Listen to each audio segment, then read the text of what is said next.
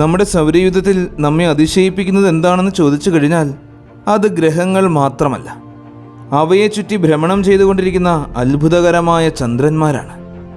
ചൊവ്വയുടെ ഇരുണ്ട ആകാശത്തിൽ നിന്നുയരുന്ന ഫോബോസും ഡിമോസും, ജൂപ്പിറ്ററിൻ്റെ ഭീമൻ സാമ്രാജ്യത്തിൽ തിളങ്ങുന്ന ഗലീലിയൻ ചന്ദ്രന്മാർ, അയോ, യൂറോപ്പ, ഗ്യാനിമേഡ്, കാലിസ്റ്റോ, ശനിഗ്രഹത്തിൻ്റെ വലയങ്ങൾക്കിടയിൽ ഒളിഞ്ഞിരിക്കുന്ന ടൈറ്റനും എൻസിലേഡസും, ജീവൻ്റെ രഹസ്യങ്ങൾ മറച്ചു വച്ചിരിക്കുന്ന നിഗൂഢ ലോകങ്ങൾ. ഇവയെല്ലാം നമ്മെ ചോദ്യങ്ങൾ ചോദിക്കാൻ പ്രേരിപ്പിക്കുന്നു. നമ്മുടെ ലോകത്തിൽ മാത്രമേ ജീവനുള്ളോ? അല്ലെങ്കിൽ ഈ തണുത്ത വിദൂരതയിലുള്ള ചന്ദ്രന്മാരുടെ അടിത്തട്ടിൽ എന്തത്ഭുതമാണ് കാത്തിരിക്കുന്നത്? ഇന്ന് നമ്മൾ ഒരു യാത്ര നടത്തുകയാണ്. ഈ രഹസ്യങ്ങളിലേക്കുള്ള യാത്ര ചൊവ്വയുടെ ചെറുചന്ദ്രന്മാരിൽ നിന്നും വ്യാഴത്തിൻ്റെ ഗലീലിയൻ ഭീമന്മാരിലേക്കും ശനിഗ്രഹത്തിൻ്റെ മഞ്ഞുകട്ട ലോകങ്ങളിലേക്കും, ബഹിരാകാശത്തിൻ്റെ അതിരുകളിലേക്കുള്ള ഒരത്ഭുത യാത്ര.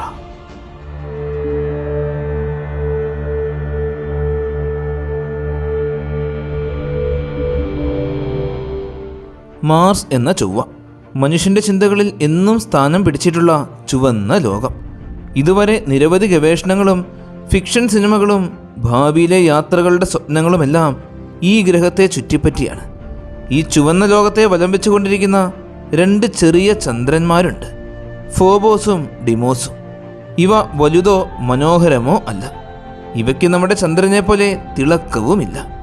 ഇരുണ്ടതും വളരെയേറെ വലിപ്പം കുറഞ്ഞതും വികൃത രൂപമുള്ളതുമാണ് ഈ ചന്ദ്രന്മാർ. ഇത് ശാസ്ത്രലോകത്തിന് വലിയ ചോദ്യചിഹ്നങ്ങളാണ്. ചൊവ്വയുടെ ഈ രണ്ട് ചന്ദ്രന്മാരെയും നമുക്ക് വിശദമായി തന്നെ മനസ്സിലാക്കാം.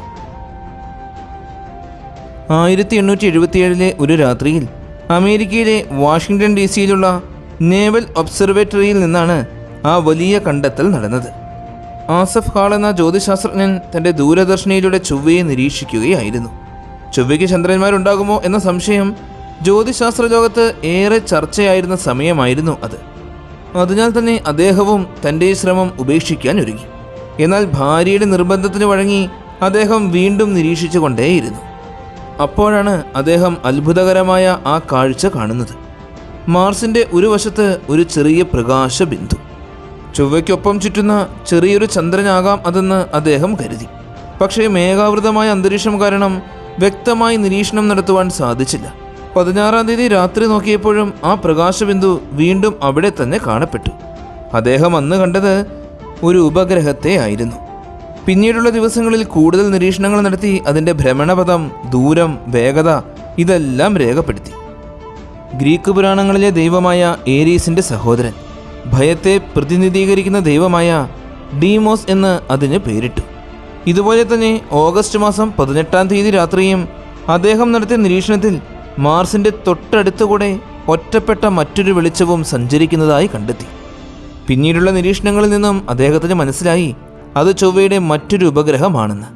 അതിന് ഫോബോസ് എന്നും പേരിട്ടു. അങ്ങനെ ആദ്യമായി ചൊവ്വയെ വലം വെച്ചുകൊണ്ടിരിക്കുന്ന രണ്ട് നിഗൂഢ ചന്ദ്രന്മാരെയും കണ്ടെത്തി, ഫോബോസിനെയും ഡിമോസിനെയും. ആദ്യം നമുക്ക് ഡിമോസിനെ കാണാം. ഡിമോസിൻ്റെ ഭ്രമണപഥം ചൊവ്വയുടെ ഇക്വേറ്ററിനോടടുത്താണ്, അതും വളരെയേറെ വൃത്താകൃതിയിൽ. ചൊവ്വയിൽ നിന്നും ഏകദേശം 23,500 കിലോമീറ്ററുകൾ അകലത്തിലൂടെയാണ് ഡിമോസ് ചൊവ്വയെ വലം വയ്ക്കുന്നത്. വ്യാഴം അതിൻ്റെ ഭ്രമണപഥം മാറ്റിയ പിന്നീട് ചൊവ്വ പിടിച്ചെടുത്ത ഒരു ചിഹ്നഗ്രഹമായിരിക്കാം ഡിമോസ് എന്നാണ് പലരും പറയുന്നത്. എന്നാൽ ഇന്നേ വരെ അതിന് പൂർണ്ണമായ തെളിവുകളൊന്നും തന്നെ ലഭിച്ചിട്ടില്ല. ഡിമോസിൻ്റെ ആംഗിൾ ഡയമീറ്റർ 2.5 ആർക്ക് മിനിറ്റ്സ് മാത്രമാണ്. അതായത് ഭൂമിയിൽ നിന്നും നോക്കുമ്പോൾ കാണുന്ന ചന്ദ്രൻ്റെ 12ൽ 1 മാത്രം. അതിനാൽ ചൊവ്വയുടെ ഉപരിതലത്തിൽ നിന്നും ആകാശത്തേക്ക് നോക്കുമ്പോൾ നമുക്ക് ദൂരെയുള്ളൊരു നക്ഷത്രമായി മാത്രമേ ഡിമോസിനെ കാണുവാൻ സാധിക്കൂ. ഫേസുകൾ പൂർണ്ണമായും മാറി വരുവാൻ ഡിമോസിന് വേണ്ടി വരുന്നത് ഭൂമിയിലെ 1.2648 ദിവസങ്ങളാണ്. ഇതിനെ ഡിമോസിൻ്റെ സൈനോഡിക് പീരീഡ് എന്നാണ് പറയുക. ചൊവ്വയിൽ നിന്നും നോക്കുമ്പോൾ ഡിമോസ് കിഴക്ക് നിന്ന് ഉയർന്നു വന്ന് പടിഞ്ഞാറ് അസ്തമിക്കുന്നതായിട്ടാണ് നമുക്ക് കാണുവാൻ സാധിക്കുക. കാരണം ഇതിൻ്റെ ഭ്രമണം അത്ര വേഗതയിലല്ല, ചൊവ്വയുടെ ഭ്രമണ വേഗതയേക്കാൾ കുറവാണ്. ഡിമോസിൻ്റെ ഭ്രമണപഥം ചൊവ്വയോട് താരതമ്യേന അടുത്തായതിനാലും, അടുത്തെന്ന് പറഞ്ഞു കഴിഞ്ഞാൽ ഭൂമിയിൽ നിന്നും ചന്ദ്രൻ സ്ഥിതി ചെയ്യുന്ന അകലവുമായി താരതമ്യപ്പെടുത്തുമ്പോൾ ചൊവ്വയുടെ അടുത്താണ് ഡിമോസ് സ്ഥിതി ചെയ്യുന്നത്. ഇത് കാരണം കൊണ്ടും ചൊവ്വയുടെ മധ്യരേഖയുടെ ചെറിയ ചെരിവ് മാത്രം ഉള്ളതിനാലും 82.7 ഡിഗ്രിയിൽ കൂടുതലുള്ള ചൊവ്വയുടെ അക്ഷാംശങ്ങളിൽ നിന്നുകൊണ്ട് ഇതിനെ കാണുവാൻ സാധിക്കില്ല. ചൊവ്വയിൽ നിന്ന് നോക്കുമ്പോൾ ഡീമോസ് പതിവായി സൂര്യൻ്റെ മുന്നിലൂടെ കടന്നു പോകുന്നതായി കാണാം. ആ സമയത്തും പൂർണ്ണഗ്രഹണം ഉണ്ടാക്കുവാൻ കഴിയാത്ത അത്രത്തോളം ചെറുതാണിത്. സൂര്യൻ്റെ കുറുകെ നീങ്ങുന്ന ഒരു ചെറിയ പൊട്ടു മാത്രമായിട്ടേ നമുക്ക് ഡീമോസിനെ കാണുവാൻ സാധിക്കും. 2004 മാർച്ച് മാസം 4-ാം തീയതി ഡീമോസ് സൂര്യന് മുന്നിലൂടെ സഞ്ചരിക്കുന്ന ചിത്രം ഓപ്പർച്യൂണിറ്റിയും മാർച്ച് മാസം 13-ാം തീയതി സ്പിരിറ്റും പകർത്തിയിട്ടുണ്ട്. ഇനി നമുക്ക് ഡീമോസിൻ്റെ ശാരീരിക പ്രത്യേകതകൾ കാണാം. ഡീമോസിന് ചാരനിറമുള്ള ഒരു ശരീരമാണുള്ളത്.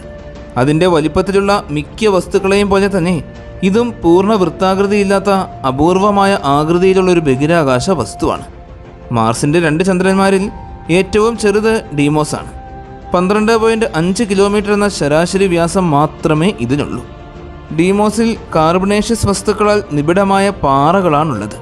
സി ടൈപ്പ് ചിഹ്നഗ്രഹങ്ങളുടെയും കാർബണേഷ്യസ് ഉൽക്കകളുടെയും പോലെ തന്നെ ഇതിൻ്റെ ഉപരിതലം മുഴുവൻ ഗർത്തങ്ങളിൽ നിറഞ്ഞതാണ്. അവിടെ കാണുവാൻ സാധിക്കുന്ന വലിയ ക്രേറ്ററുകൾക്ക് പോലും 2.5 കിലോമീറ്ററിൽ കൂടുതൽ വലിപ്പമില്ല. ഡീമോസിൻ്റെ വളരെയേറെ കുറഞ്ഞ ഗുരുത്വാകർഷണ ബലം മൂലം മറ്റ് ബഹിരാകാശ വസ്തുക്കൾ ഡീമോസിൽ വന്നിടിച്ചു കഴിഞ്ഞാൽ പുറത്തേക്ക് തെറിക്കുന്ന പൊടിപടലങ്ങൾ തിരികെ ഡീമോസിൻ്റെ ഉപരിതലത്തിൽ പതിക്കുകയില്ല. അത് ബഹിരാകാശത്തേക്ക് തന്നെ പോവുകയാണ് ചെയ്യുന്നത്. ഡീമോസിൻ്റെ എസ്കേപ്പ് വെലോസിറ്റി എന്നത് 5.6 മീറ്റർ പെർ സെക്കൻഡുകൾ മാത്രമാണ്. ഒരു മനുഷ്യൻ ചാടിയാൽ ഈ പ്രവേഗം കൈവരിക്കാൻ കഴിയും. അതോടെ നമ്മൾ ഡീമോസിൻ്റെ ഉപരിതലത്തിൽ നിന്നും നേരെ ബഹിരാകാശത്തിൻ്റെ അനന്തതയിലേക്ക് പറന്നു പോകും. ചൊവ്വയിൽ നിന്നും ഫോബോസിലേക്കുള്ള അകലവുമായി താരതമ്യപ്പെടുത്തുമ്പോൾ അതിനേക്കാളും ഒരുപാട് അകലത്തിലാണ് ഡീമോസ് സ്ഥിതി ചെയ്യുന്നത്. ചൊവ്വയിൽ നിന്നുമുള്ള ടൈഡൽ ആക്സിലറേഷൻ മൂലം ഡീമോസിൻ്റെ ഭ്രമണപഥം പതിയെ വലുതായിക്കൊണ്ടിരിക്കുകയാണ്. അങ്ങനെ നാളുകൾ കഴിയുന്തോറും ഡീമോസ് ചൊവ്വയുടെ ഗുരുത്വാകർഷണ ബലത്തിൽ നിന്നും രക്ഷപ്പെടും. ചൊവ്വയുടെ ഒരു ചന്ദ്രൻ ചൊവ്വയെ വിട്ട് ബഹിരാകാശത്തൂടെ ഒഴുകി നടക്കും. ഇനി നമുക്ക് ഫോബോസിനെ കാണാം. ചൊവ്വയുടെ പ്രകൃതിദത്തമായ ഉപഗ്രഹങ്ങളിൽ ഏറ്റവും വലുതും ചൊവ്വയോട് ഏറ്റവും അടുത്ത് സ്ഥിതി ചെയ്യുന്നതുമായ ഉപഗ്രഹമാണ് ഫോബോസ്. 22.2 കിലോമീറ്ററോളം വ്യാസമുണ്ട് ഫോബോസിന്. ഡീമോസിനേക്കാൾ 7.2 ഇരട്ടി മാസുമുണ്ട്. ഡീമോസിനെ പോലെ തന്നെ വൃത്താകൃതി അല്ലാതെ വികൃത രൂപിയാണ് ഫോബോസും. ചൊവ്വയുടെ കേന്ദ്രത്തിൽ നിന്നും വെറും 9377 കിലോമീറ്ററുകൾ മാത്രം അകലത്തിലുള്ള ഭ്രമണപഥത്തിലൂടെയാണ് ഫോബോസ് സഞ്ചരിക്കുന്നത്. സൗരയൂഥത്തിലെ ഏറ്റവും പ്രതിഫലനം കുറഞ്ഞ വസ്തുക്കളിൽ ഒന്നാണ് ഫോബോസ്. കൂടാതെ സ്റ്റിഗ്നി ക്രൈറ്റർ എന്ന ഒരു വലിയ ഉൽക്കാപതന ഗർത്തവും ഫോബോസിൻ്റെ ഉപരിതലത്തിലുണ്ട്. ചൊവ്വയുടെ തൊട്ടടുത്തുള്ള ഭ്രമണപഥത്തിലൂടെ സഞ്ചരിക്കുന്നതിനാൽ ചൊവ്വ സ്വന്തം അച്ചുതണ്ടിൽ ഒരു തവണ തിരിയുന്നതിനേക്കാൾ വേഗതയിലാണ് ഫോബോസ് ചൊവ്വയെ വലം വെച്ചുകൊണ്ടിരിക്കുന്നത്. അതിൻ്റെ ഫലമായി ചൊവ്വയുടെ ഉപരിതലത്തിൽ നിന്ന് നോക്കുമ്പോൾ ഫോബോസ് പടിഞ്ഞാറ് ഉദിച്ച് 4 മണിക്കൂർ 15 മിനിറ്റിനുള്ളിൽ കിഴക്ക് അസ്തമിക്കുന്നതായി കാണാം. ഓരോ ചൊവ്വാ ദിനത്തിലും 2 തവണ ഇങ്ങനെ സംഭവിക്കും. അതായത് 11 മണിക്കൂറുകൾക്കും 6 മിനിറ്റുകൾക്കും ഇടയിൽ. ഇത് ചൊവ്വയുടെ തൊട്ടടുത്തും മധ്യരേഖാ ഭ്രമണപഥത്തിലുമായതിനാൽ 70.4 ഡിഗ്രിയിൽ കൂടുതൽ അക്ഷാംശങ്ങളിൽ നിന്നുകൊണ്ട് ചക്രവാളത്തിന് മുകളിൽ ഇതിനെ കാണുവാൻ സാധിക്കില്ല. നമ്മൾ ഭൂമിയിൽ നിന്നുകൊണ്ട് പൂർണ്ണചന്ദ്രനെ കാണുന്നതുമായി താരതമ്യപ്പെടുത്തുമ്പോൾ പൂർണ്ണചന്ദ്രൻ്റെ 1/3 വലിപ്പം മാത്രമേ ഫോബോസിനുള്ളൂ. ചൊവ്വയിൽ നിന്നുകൊണ്ട് നോക്കുമ്പോൾ നമുക്ക് സൂര്യന് കുറുകെ ഫോബോസ് സഞ്ചരിക്കുന്നത് കാണുവാൻ സാധിക്കും. ഈ സഞ്ചാരം പലതവണ ഓപ്പർച്യൂണിറ്റി പകർത്തിയിട്ടുമുണ്ട്. സൂര്യന് മുന്നിലൂടെ ഫോബോസ് സഞ്ചരിക്കുമ്പോൾ ചൊവ്വയുടെ ഉപരിതലത്തിൽ ഒരു നിഴല് വീഴാറുണ്ട്. ഇത് നിരവധി ബഹിരാകാശ പേടകങ്ങൾ പകർത്തിയിട്ടുമുണ്ട്. സൂര്യൻ്റെ ഡിസ്ക് മറയ്ക്കുവാൻ തക്ക വലിപ്പമില്ലാത്തതുകൊണ്ട് തന്നെ പൂർണ്ണഗ്രഹണം ഒരിക്കലും സാധ്യമല്ല. വളരെ കുറഞ്ഞ മാസം ഗുരുത്വാകർഷണ ബലവും മൂലം ഫോബോസിന് ഒരു അന്തരീക്ഷമില്ല. ഡീമോസിൽ നിന്നും വ്യത്യസ്തമായി ഫോബോസിൽ വൻതോതിൽ ഗർത്തങ്ങളുണ്ട്. ഉപരിതലത്തിലുള്ള സ്റ്റിഗ്നി ക്രൈറ്റർ നമ്മൾ കണ്ടു കഴിഞ്ഞു. 9 കിലോമീറ്റർ വ്യാസമുള്ള ഒരു ഇമ്പാക്റ്റ് ഗർത്തമാണിത്. ഇത് ഫോബോസിൻ്റെ ഉപരിതല വിസ്തീർണത്തിൻ്റെ ഗണ്യമായ ഒരു ഭാഗം ഉൾക്കൊള്ളുന്നു. വിചിത്രമായ ആകൃതിയുള്ള പ്രതലത്തിൽ നിരവധി ചാലുകളും വരകളുമുണ്ട്. ചാലുകൾക്ക് സാധാരണ 30 മീറ്റർ താഴെ ആഴവും 100 മുതൽ 200 മീറ്റർ വരെ വീതിയും 20 കിലോമീറ്റർ വരെ നീളവുമുണ്ട്. കൂടാതെ ലാപ്പിഡ റീജിയോ എന്ന പേരിൽ ഒരു റീജിയോയും ലഗാഡോ പ്ലാറ്റിന എന്ന പേരിൽ ഒരു പ്ലാറ്റിനയുമുണ്ട്. ഫോബോസ് ചൊവ്വയുടെ തൊട്ട് സമീപത്തുകൂടിയാണ് ചൊവ്വയെ വലം വയ്ക്കുന്നത് എന്ന് നമ്മൾ കണ്ടു. അതുകൊണ്ട് തന്നെ ടൈഡൽ ഡീസലറേഷൻ മൂലം ഓരോ 100 വർഷങ്ങൾ കഴിയുമ്പോഴും ഫോബോസിൻ്റെ പരിക്രമണ ആരം 2 മീറ്റർ ക്രമേണ കുറഞ്ഞു വന്നുകൊണ്ടിരിക്കുകയാണ്. കൂടാതെ പരിക്രമണാരം കുറയുന്നതിനനുസരിച്ച് ടൈഡൽ ഫോഴ്സ് മൂലം വിഘടന സാധ്യതയും വർദ്ധിക്കുന്നു.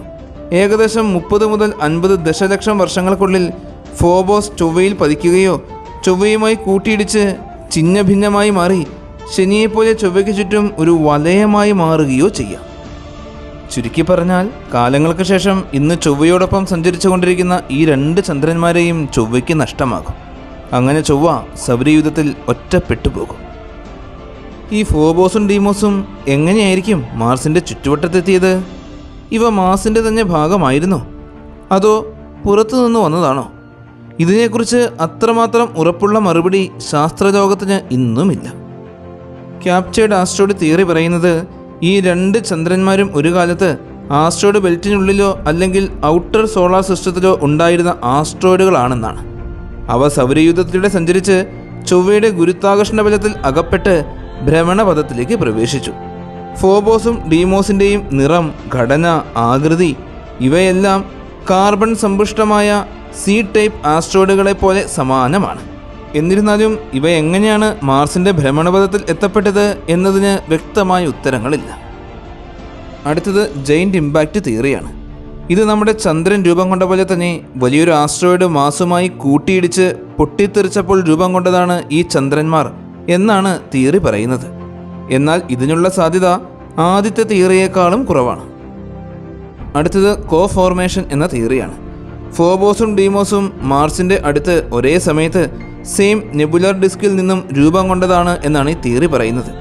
എന്നാൽ ഇതിനും വ്യക്തമായ തെളിവുകൾ കണ്ടെത്താൻ സാധിച്ചിട്ടേയില്ല. ഈ അടുത്ത കാലത്ത് തന്നെ വിക്ഷേപിക്കാൻ പോകുന്ന ജപ്പാൻ്റെ MMX എന്ന പേടകം ഫോബോസിൽ നിന്നും സാമ്പിളുകൾ ശേഖരിക്കും. അതിലൂടെ ഇവയുടെ ഉത്ഭവത്തെക്കുറിച്ച് നമുക്ക് കൂടുതൽ വ്യക്തത ലഭിക്കും. ഫോബോസും ഡീമോസും വളരെ ചെറുതും കാഴ്ചയിൽ അത്ര ഭംഗിയില്ലാത്തതും നമ്മുടെ സൗരയൂഥത്തിലെ തന്നെ ഏറ്റവും വിചിത്രമായ രൂപവും ഭ്രമണപഥവും ഉള്ള ഉപഗ്രഹങ്ങളാണ്. ഭാവിയിൽ മനുഷ്യൻ ചൊവ്വയിലേക്ക് താമസിക്കാൻ പോകുമ്പോൾ ആ യാത്രയിൽ ഫോബോസും ഡീമോസും വലിയ സഹായികളായിരിക്കും. താൽക്കാലിക ആവാസ കേന്ദ്രങ്ങളാക്കി മാറ്റാം. കമ്മ്യൂണിക്കേഷൻ ഹബ്ബോ ഫ്യൂവൽ സ്റ്റേഷനോ സയൻസ് ലാബോ ഒക്കെയാക്കി മാറ്റാം. ഇവയെക്കുറിച്ച് നമ്മൾ ഇതുവരെ അറിഞ്ഞത് വളരെ കുറച്ച് മാത്രമാണ്. ഇവയ്ക്ക് നമ്മോട് ഒരുപാട് കാര്യങ്ങൾ പറയുവാനുണ്ട്. ഭാവിയിൽ ഒരു ദിവസം ഫോബോസ് തകർന്ന് ഇല്ലാതെയായി പോകും. മറ്റൊരു ദിവസം ഡീമോസ് ചൊവ്വയെ തനിച്ചാക്കി ദൂരേക്ക് പറന്നു പോകും. സൗരയൂഥത്തിലെ ഏറ്റവും വലിയ ഗ്രഹമായ വ്യാഴത്തെ വലംവയ്ക്കുന്നതിൽ നമുക്കറിയാവുന്ന 95 ഉപഗ്രഹങ്ങളിൽ ജൂപ്പിറ്ററിനോട് ഏറ്റവും അടുത്ത് സ്ഥിതി ചെയ്യുന്ന 6ാമത്തെ വലിയ ഉപഗ്രഹമാണ് യൂറോപ്പ. യൂറോപ്പ ഉൾപ്പെടെ വ്യാഴത്തിൻ്റെ ഏറ്റവും വലിപ്പം കൂടിയ കാലിസ്റ്റോ, ഗാനിമേഡ്, അയ്യോ എന്നീ 4 ഉപഗ്രഹങ്ങൾ ഗലീലിയൻ മൂൺസ് എന്നാണ് അറിയപ്പെടുന്നത്. ചരിത്രത്തിൽ ആദ്യമായി ഗലീലിയോ ഗലീലി തൻ്റെ ടെലസ്കോപ്പിലൂടെ ആകാശത്ത് നിരീക്ഷിച്ചുകൊണ്ടിരുന്നപ്പോൾ വ്യാഴത്തിൻ്റെ ഏറ്റവും വലിപ്പം കൂടിയ ഈ 4 ഉപഗ്രഹങ്ങളെയും ആദ്യമായി കണ്ടെത്തി. വ്യാഴത്തിൻ്റെ ഏറ്റവും വലിയ ഉപഗ്രഹങ്ങളിൽ ഒന്ന് എന്ന് മാത്രമല്ല, സൗരയൂഥത്തിലെ ഏറ്റവും വലിപ്പം കൂടിയ 6ാമത്തെ ഉപഗ്രഹം കൂടിയാണ് യൂറോപ്പ. യൂറോപ്പയുടെ ശരാശരി വ്യാസം 3100 കിലോമീറ്ററുകളാണ്. അതായത് 3476 കിലോമീറ്ററുകൾ വലിപ്പമുള്ള നമ്മുടെ ചന്ദ്രനേക്കാളും ഒരൽപ്പം മാത്രം ചെറുത്. ഉപരിതലമില്ലാതെ വാതകം മാത്രം നിറഞ്ഞു കിടക്കുന്ന വ്യാഴത്തെയാണ് യൂറോപ്പ വലം വയ്ക്കുന്നത്. എങ്കിലും യൂറോപ്പയ്ക്ക് ഭൂമിയെപ്പോലെ തന്നെ ഒരു ഉപരിതലമുണ്ട്. പൂർണ്ണമായും ഐസാൽ മൂടപ്പെട്ട തണുത്തുറഞ്ഞ ഉപരിതലം. സൗരയൂഥത്തിലെ മറ്റു ഉപഗ്രഹങ്ങളിൽ കാണുവാൻ സാധിക്കുന്നത് പോലെ നമുക്ക് വലിയ ഗർത്തങ്ങളോ മലനിരകളോ ഒന്നും തന്നെ യൂറോപ്പയിൽ കാണുവാൻ സാധിക്കുകയേയില്ല. സൗരയൂഥത്തിൽ ഇന്നേ വരെ കണ്ടെത്തിയിരിക്കുന്ന ഖരവസ്തുക്കളിൽ ഏറ്റവും മിനുസമാർന്ന പ്രതലമാണ് യൂറോപ്പയ്ക്കുള്ളത്. ചെറിയ വെള്ള നിറത്തോട് കൂടിയ ഉപരിതലം, വരകളും ചെറിയ വിള്ളലുകളും നിറഞ്ഞ അതിമനോഹരമായ മഞ്ഞുപാളി. ഈ ഉപരിതലത്തിൻ്റെ മുകളിൽ നമ്മുടെ ജീവവായുവായ ഓക്സിജൻ കൂടുതലായി അടങ്ങിയിരിക്കുന്ന വളരെ നേർത്ത ഒരു അന്തരീക്ഷമാണുള്ളത്. കട്ടി കൂടിയ ഈ ഐസ് ഉപരിതലത്തിന് ഏകദേശം 15 മുതൽ 25 കിലോമീറ്ററുകൾ വരെയാണ് കട്ടി. ഇതിൻ്റെ താഴെയായി മണ്ണും പാറകൾ കൊണ്ടും നിർമ്മിതമായ മാൻഡിലാണുള്ളത്. മാൻഡലിൻ്റെ ഉള്ളിൽ ഇരുമ്പ്, നിക്കൽ എന്നിവ കൊണ്ട് നിർമ്മിതമായ മെറ്റാലിക് കോറുമുണ്ട്.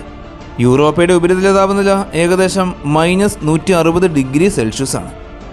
കൂടാതെ ഈ മഞ്ഞ് ഉപരിതലത്തിൻ്റെ തൊട്ട് താഴെയായി മാൻഡലിൻ്റെ മുകളിൽ വലിയ തോതിൽ ജലം നിറഞ്ഞു കിടക്കുന്ന മഹാസമുദ്രമുണ്ട്. ഈ വലിയ സമുദ്രത്തിന് ഏകദേശം 60 മുതൽ 150 കിലോമീറ്ററുകൾ വരെ ആഴമുണ്ടാകാനുള്ള സാധ്യതയുമുണ്ട്.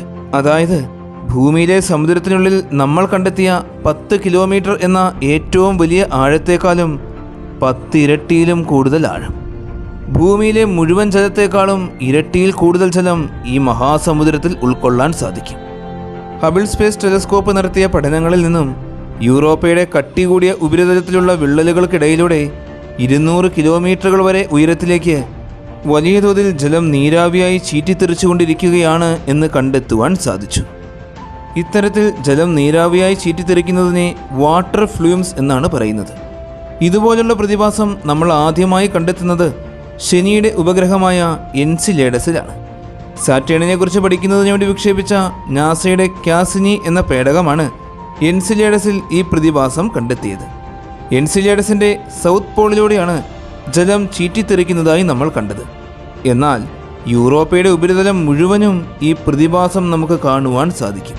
ഈ ജലത്തിൽ നടത്തിയ വിസിബിൾ ലൈറ്റ് സ്പെക്ട്രൽ അനാലിസിസ് പോലുള്ള പഠനങ്ങളിലൂടെ നമുക്ക് മനസ്സിലാക്കുവാൻ സാധിച്ചത് യൂറോപ്പയ്ക്കുള്ളിലുള്ളത് നമ്മുടെ കടൽ ജലം പോലെ തന്നെയുള്ള ഉപ്പ് വെള്ളമാണ്.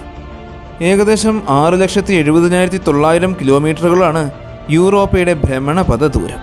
ഈ ഭ്രമണപഥത്തിലൂടെ ഏകദേശം 3.5 ഭൗമദിനങ്ങൾ കൊണ്ടാണ് യൂറോപ്പ ഒരു തവണ വ്യാഴത്തെ പരിക്രമണം ചെയ്ത് തീരുന്നത്. യൂറോപ്പയടക്കം ഗലീലിയൻ ഉപഗ്രഹങ്ങളെല്ലാം വ്യാഴവുമായി ടൈഡലി ലോക്ക്ഡാണ്. അതായത് യൂറോപ്പയുടെ ഒരു അർദ്ധഗോളം എപ്പോഴും വ്യാഴത്തിന് അഭിമുഖമായി തന്നെ നിൽക്കും. നമ്മുടെ സൗരയൂഥത്തിൽ 3 മേഖലകളാണുള്ളത് എന്ന് നമുക്കറിയാം: hot zone, habitable zone, cold zone. ഇതിൽ ഹാബിറ്റബിൾ മേഖലയിൽ നിൽക്കുന്ന ഗ്രഹങ്ങളിൽ മാത്രമേ ജലം ദ്രാവക രൂപത്തിൽ നിലനിൽക്കുകയുള്ളൂ. സൂര്യൻ്റെ ഹാബിറ്റബിൾ സോണിൽ നിൽക്കുന്നത് നമ്മുടെ ഭൂമി മാത്രമാണ്. എന്നാൽ സൂര്യൻ്റെ ഹാബിറ്റബിൾ മേഖലയുടെ അതിർത്തിയിൽ നിന്നും ഒരുപാട് അകലത്തിലുള്ള തണുത്ത മേഖലയിൽ സ്ഥിതി ചെയ്യുന്ന ഈ യൂറോപ്പയിൽ എങ്ങനെയായിരിക്കും ജലം ദ്രാവക രൂപത്തിൽ നിലകൊള്ളുന്നത്? ജലത്തിന് ദ്രാവക രൂപത്തിൽ നിലനിൽക്കാൻ കഴിയാത്ത, ജീവൻ നിലനിൽക്കുവാൻ യാതൊരു സാധ്യതയുമില്ലാത്ത കോൾഡ് സോണിൽ സ്ഥിതി ചെയ്യുന്ന ഈ യൂറോപ്പയെ എങ്ങനെയായിരിക്കും ജീവൻ നിലനിൽക്കുവാൻ ഏറെ സാധ്യതയുള്ള ലോകമായി ശാസ്ത്രലോകം കണക്കാക്കുന്നത്?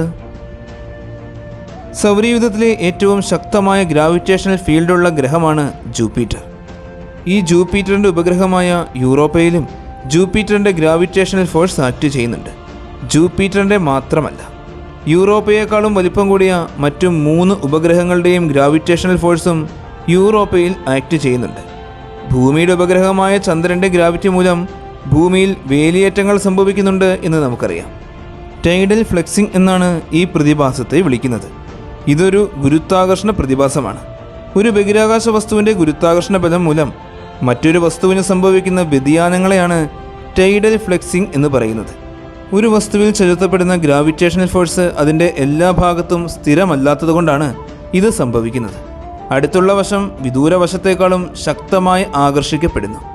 ഖരഭൗമ വേലിയേറ്റങ്ങൾ, ടൈഡൽ ലോക്കിംഗ്, ആകാശഗോളങ്ങളുടെ വേർപെടുത്തൽ, റോഷെ ലിമിറ്റിൽ വെച്ചുള്ള റിങ്ങുകളുടെ രൂപീകരണം, എക്സ്ട്രീം കേസിൽ വസ്തുക്കളുടെ സ്പെഗറ്റിഫിക്കേഷൻ എന്നിവയെല്ലാം ഇതുമൂലം സംഭവിക്കുന്നവയാണ്.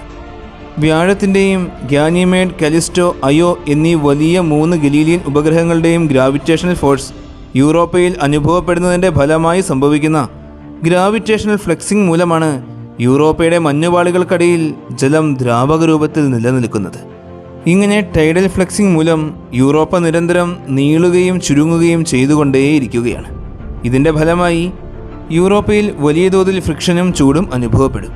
ഈ ചൂട് തീർച്ചയായും യൂറോപ്പയുടെ സമുദ്രങ്ങളിലും അനുഭവപ്പെടും. ഇതിനെ ടൈഡൽ ഹീറ്റിംഗ് എന്നാണ് വിളിക്കുന്നത്. യൂറോപ്പയിൽ വളരെ സവിശേഷമായ മൂലകങ്ങളും നമ്മൾ കണ്ടെത്തിയിട്ടുണ്ട്. ഭൂമിയിലെ സമുദ്രജലത്തിലുള്ള സോഡിയം ക്ലോറൈഡ് യൂറോപ്പയിലെ ജലത്തിലും നമ്മൾ കണ്ടെത്തി.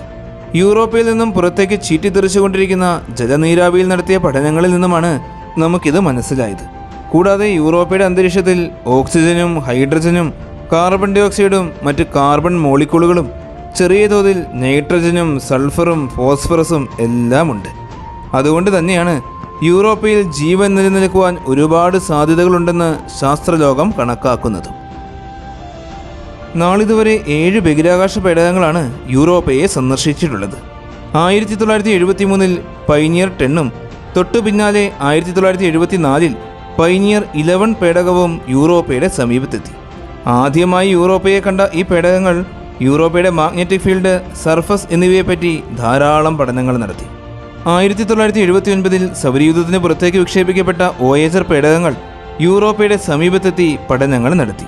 യൂറോപ്പയുടെ ഉള്ളിൽ വലിയ സമുദ്രമുണ്ടെന്ന് ആദ്യമായി കണ്ടെത്തി. പിന്നീട് 1995 ജൂപ്പിറ്ററിനെയും ഗലീലിയൻ മൂൺസിനെയും പറ്റി പഠിക്കുന്നതിന് വേണ്ടി വിക്ഷേപിച്ച ഗലീലിയോ പേടകം യൂറോപ്പയുടെ ധാരാളം ചിത്രങ്ങൾ നമുക്ക് അയച്ചു തന്നു. അന്നാണ് നമ്മൾ യൂറോപ്പയെ ആദ്യമായി കാണുന്നത്. അങ്ങനെ യൂറോപ്പയുടെ ഐസ് നിറഞ്ഞ മിനുസമായ ഉപരിതലം നമ്മൾ ആദ്യമായി നേരിട്ട് കണ്ടു. കൂടാതെ യൂറോപ്പയുടെ സമുദ്രത്തിൽ നിറഞ്ഞു കിടക്കുന്നത് മുഴുവൻ ഭൂമിയിലേതുപോലെ ഉപ്പ് ജലമാണെന്നും കണ്ടെത്തി. പിന്നീട് ശനിഗ്രഹത്തെക്കുറിച്ച് പഠിക്കുന്നതിന് വേണ്ടി വിക്ഷേപിച്ച ക്യാസിനി എന്ന പേടകം യൂറോപ്പയെ സമീപിക്കുകയും യൂറോപ്പയുടെ അന്തരീക്ഷത്തെക്കുറിച്ച് പഠനങ്ങൾ നടത്തുകയും ചെയ്തു. അതിനുശേഷം പ്ലൂട്ടോയെക്കുറിച്ച് പഠിക്കുന്നതിന് വേണ്ടി വിക്ഷേപിച്ച ന്യൂ ഹൊറൈസൺ എന്ന പേടകം 2007 യൂറോപ്പയുടെ സമീപത്തുകൂടെ പറന്ന് പഠനങ്ങൾ നടത്തി. കഴിഞ്ഞ വർഷം 2023 യൂറോപ്യൻ സ്പേസ് ഏജൻസി ജൂപ്പിറ്ററിൻ്റെ തണുത്ത് മരവിച്ച ചന്ദ്രന്മാരെക്കുറിച്ച് പഠിക്കുന്നതിന് വേണ്ടി വിക്ഷേപിച്ച ജൂപ്പിറ്റർ ഐസി മൂൺ എക്സ്പ്ലോർ എന്ന ജൂസ് എന്നറിയപ്പെടുന്ന പേടകം നീണ്ട 7 വർഷക്കാലത്തെ യാത്രയ്ക്കൊടുവിൽ 2031 ജൂപ്പിറ്ററിൻ്റെ സമീപത്തെത്തും എന്നാണ് പ്രതീക്ഷിക്കുന്നത്. യൂറോപ്പയിൽ ജീവനുണ്ടോ, യൂറോപ്പ നമുക്ക് വാസയോഗ്യമാണോ എന്നെല്ലാം കണ്ടെത്തുക എന്ന വലിയ ലക്ഷ്യവുമായി 2024 ഒക്ടോബർ മാസം 14 യൂറോപ്പ ക്ലിപ്പർ എന്ന പേടകവും നാസ വിക്ഷേപിച്ചു. 2017 40,000 കോടി രൂപ ചെലവാക്കി നാസ യൂറോപ്പ ക്ലിപ്പർ എന്ന ദൗത്യം ആരംഭിച്ചു. യൂറോപ്പയെ പരിവേഷണം ചെയ്ത് യൂറോപ്പയെക്കുറിച്ച് കൂടുതൽ കാര്യങ്ങൾ കണ്ടെത്തുക, യൂറോപ്പയിലെ രാസപദാർത്ഥങ്ങൾ, ഊർജം, യൂറോപ്പയ്ക്കുള്ളിലുള്ള ജലത്തിൻ്റെ സവിശേഷതകൾ ഇതെല്ലാം പഠിച്ച് യൂറോപ്പ എത്രമാത്രം വാസയോഗ്യമാണെന്ന് മനസ്സിലാക്കുക. യൂറോപ്പയുടെ മഞ്ഞു മൂടിക്കിടക്കുന്ന പുറംപാളിയുടെ താഴ്ചയും സമുദ്രത്തിൻ്റെ ആഴവും കൃത്യമായി അളന്ന് കണ്ടെത്തുക. ബഹിരാകാശ പേടകങ്ങൾക്ക് യൂറോപ്പയിൽ ഇറങ്ങുന്നതിന് അനുയോജ്യമായൊരു പ്രദേശം കണ്ടെത്തുക. ഇതെല്ലാമാണ് യൂറോപ്പ ക്ലിപ്പറിൻ്റെ ദൗത്യങ്ങൾ. 20 അടിയോളം ഉയരമുള്ള ഈ ഭീമൻ പേടകത്തിൽ ധാരാളം അത്യാധുനിക ഉപകരണങ്ങളുണ്ട്. 72 അടിയോളം നീളമുള്ള വലിയ സോളാർ പാനലുകളാണ് പേടകത്തിലുള്ളത്. ഏകദേശം 150 വാട്ട്സ് നിർമ്മിക്കുവാൻ കഴിവുള്ള പാനലുകളാണിവ. യൂറോപ്പയുടെ ഉപരിതല താപനില കൃത്യമായി കണ്ടെത്തുവാനും ഉപരിതലത്തിലുള്ള മഞ്ഞിനെക്കുറിച്ചും മഞ്ഞിന് താഴെ സ്ഥിതി ചെയ്യുന്ന വലിയ സമുദ്രത്തിനുള്ളിൽ ജീവജാലങ്ങളുണ്ടെങ്കിൽ അവയിലേക്കെത്തുന്ന താപത്തെക്കുറിച്ചും കൃത്യമായി അളക്കുവാനുമുള്ള Europa thermal emission imaging system എന്ന ഈ തെമിസ്. ഉപരിതലത്തിലെ പദാർത്ഥങ്ങളെക്കുറിച്ചും അന്തരീക്ഷത്തെക്കുറിച്ചും അന്തരീക്ഷത്തിലെ തന്മാത്രകളെക്കുറിച്ചും വിശദമായി പഠിക്കുവാൻ mapping imaging spectrometer for Europa. High resolution ക്യാമറയായ യൂറോപ്പ ഇമേജിംഗ് സിസ്റ്റം. ഇതിലൂടെ യൂറോപ്പയുടെ ഉപരിതലം വളരെ വ്യക്തവും പൂർണ്ണവുമായി നമുക്ക് കാണുവാൻ സാധിക്കും. യൂറോപ്പയുടെ അന്തരീക്ഷത്തിലുള്ള വാതകങ്ങളെക്കുറിച്ച് പഠിക്കുന്നതിന് വേണ്ടിയുള്ള യൂറോപ്പ അൾട്രാ വയലറ്റ് സ്പെക്ട്രോഗ്രാഫ്. മഞ്ഞിനെയും സമുദ്രത്തെയും കുറിച്ച് വിശദമായി പഠിക്കുവാനും മഞ്ഞിനടിയിലുള്ള ഘടനയെക്കുറിച്ച് മനസ്സിലാക്കുവാനുമുള്ള radar for Europa assessment and sounding ocean to near surface. യൂറോപ്പയ്ക്ക് ചുറ്റിലുമുള്ള മാഗ്നറ്റിക് ഫീൽഡിനെക്കുറിച്ച് പഠിക്കുന്നതിന് വേണ്ടിയുള്ള യൂറോപ്പ ക്ലിപ്പർ മാഗ്നറ്റോമീറ്ററും പ്ലാസ്മ ഇൻസ്ട്രുമെൻറ്റ് ഫോർ മാഗ്നറ്റിക് സൗണ്ടും. യൂറോപ്പയിൽ നിന്നും പുറത്തു വരുന്ന പദാർത്ഥങ്ങളെക്കുറിച്ച് പഠിക്കുന്നതിനും അവയിൽ ഓർഗാനിക് പദാർത്ഥങ്ങളുണ്ടെങ്കിൽ കണ്ടെത്തുന്നതിനും വേണ്ടിയുള്ള സർഫസ് ഡസ്റ്റ് അനലൈസറും. അവസാനമായി mass spectrometer for planetary exploration. ഈ കഴിഞ്ഞ ഒക്ടോബർ മാസം 14 സ്പേസ് എക്സിൻ്റെ ഫാൽക്കൺ റോക്കറ്റിൽ പേടകം വിക്ഷേപിച്ചു. സൂര്യൻ്റെ ചുറ്റിലും വലം വയ്ക്കുന്നതിനായുള്ള യാത്രയിലാണ് പേടകം ഇപ്പോൾ. 2025 ഫെബ്രുവരി മാസം മാസിൻ്റെ സമീപത്തുകൂടെ പറന്ന് വേഗത കൂട്ടി. ഇനി 2026 ഡിസംബർ മാസം ഭൂമിക്ക് സമീപത്തുകൂടെ പറന്ന് വീണ്ടും വേഗത കൂട്ടും. പിന്നീട് ജൂപ്പിറ്ററിൻ്റെ നേരെ കുതിക്കും. വിക്ഷേപിച്ച ശേഷം 5 വർഷങ്ങൾ കഴിഞ്ഞാണ് ജൂപ്പിറ്ററിൻ്റെ ഓർബിറ്റലിലേക്ക് പേടകം കടക്കുന്നത്. അതായത് 5 വർഷങ്ങൾക്ക് ശേഷം പേടകം ലക്ഷ്യസ്ഥാനത്തെത്തും. ജൂപ്പിറ്ററിനെ വലം വയ്ക്കുക എന്നതാണ് ഈ പേടകത്തിൻ്റെ ലക്ഷ്യം. അങ്ങനെ വലം വയ്ക്കുന്ന സമയത്ത് യൂറോപ്പയുടെ സമീപത്തുകൂടെ പല തവണ പറക്കും. അല്ലാതെ യൂറോപ്പയെ വലം വയ്ക്കുകയോ യൂറോപ്പയിൽ ലാൻഡ് ചെയ്യുകയോ ചെയ്യുകയില്ല. അതിശക്തമായ ജൂപ്പിറ്ററിൻ്റെ റേഡിയേഷനാണ് ഇതുപോലെ പേടകത്തെ ക്രമീകരിക്കുവാൻ കാരണം. ജൂപ്പിറ്ററിൻ്റെ അപകടകരമായ റേഡിയേഷൻ മേഖലയിൽ നിന്നും വളരെയേറെ അകലേക്ക് പറന്ന് ഒരു എലിപ്റ്റിക്കൽ ഓർബിറ്റലിലായിരിക്കും പേടകം ജൂപ്പിറ്ററിനെ വലം വയ്ക്കുക. ഓരോ തവണ വലം വയ്ക്കുമ്പോഴും മറ്റ് ഗലീലിയൻ മൂൺസിൻ്റെ ഗ്രാവിറ്റി ഉപയോഗിച്ച് ദിശ മാറ്റിക്കൊണ്ടേയിരിക്കും. അങ്ങനെ യൂറോപ്പയുടെ എല്ലാ ഭാഗത്തുകൂടെയും സഞ്ചരിച്ച് ഏകദേശം 4 വർഷക്കാലത്തോളം വളരെ വിശദമായി തന്നെ യൂറോപ്പയെ പഠിക്കും. നമുക്ക് കാത്തിരിക്കാം. 1610 ഗലീലിയോ ഗലീലി കണ്ടെത്തിയ ഗാനിമേഡ്, യൂറോപ്പ, അയോ, ഗലിസ്റ്റോ എന്നീ ഗലീലിയൻ മൂൺസിൽ ഏറ്റവും അകത്തുള്ളതും രണ്ടാമത്തെ ഏറ്റവും ചെറുതുമായ ലോകമാണ് അയോ.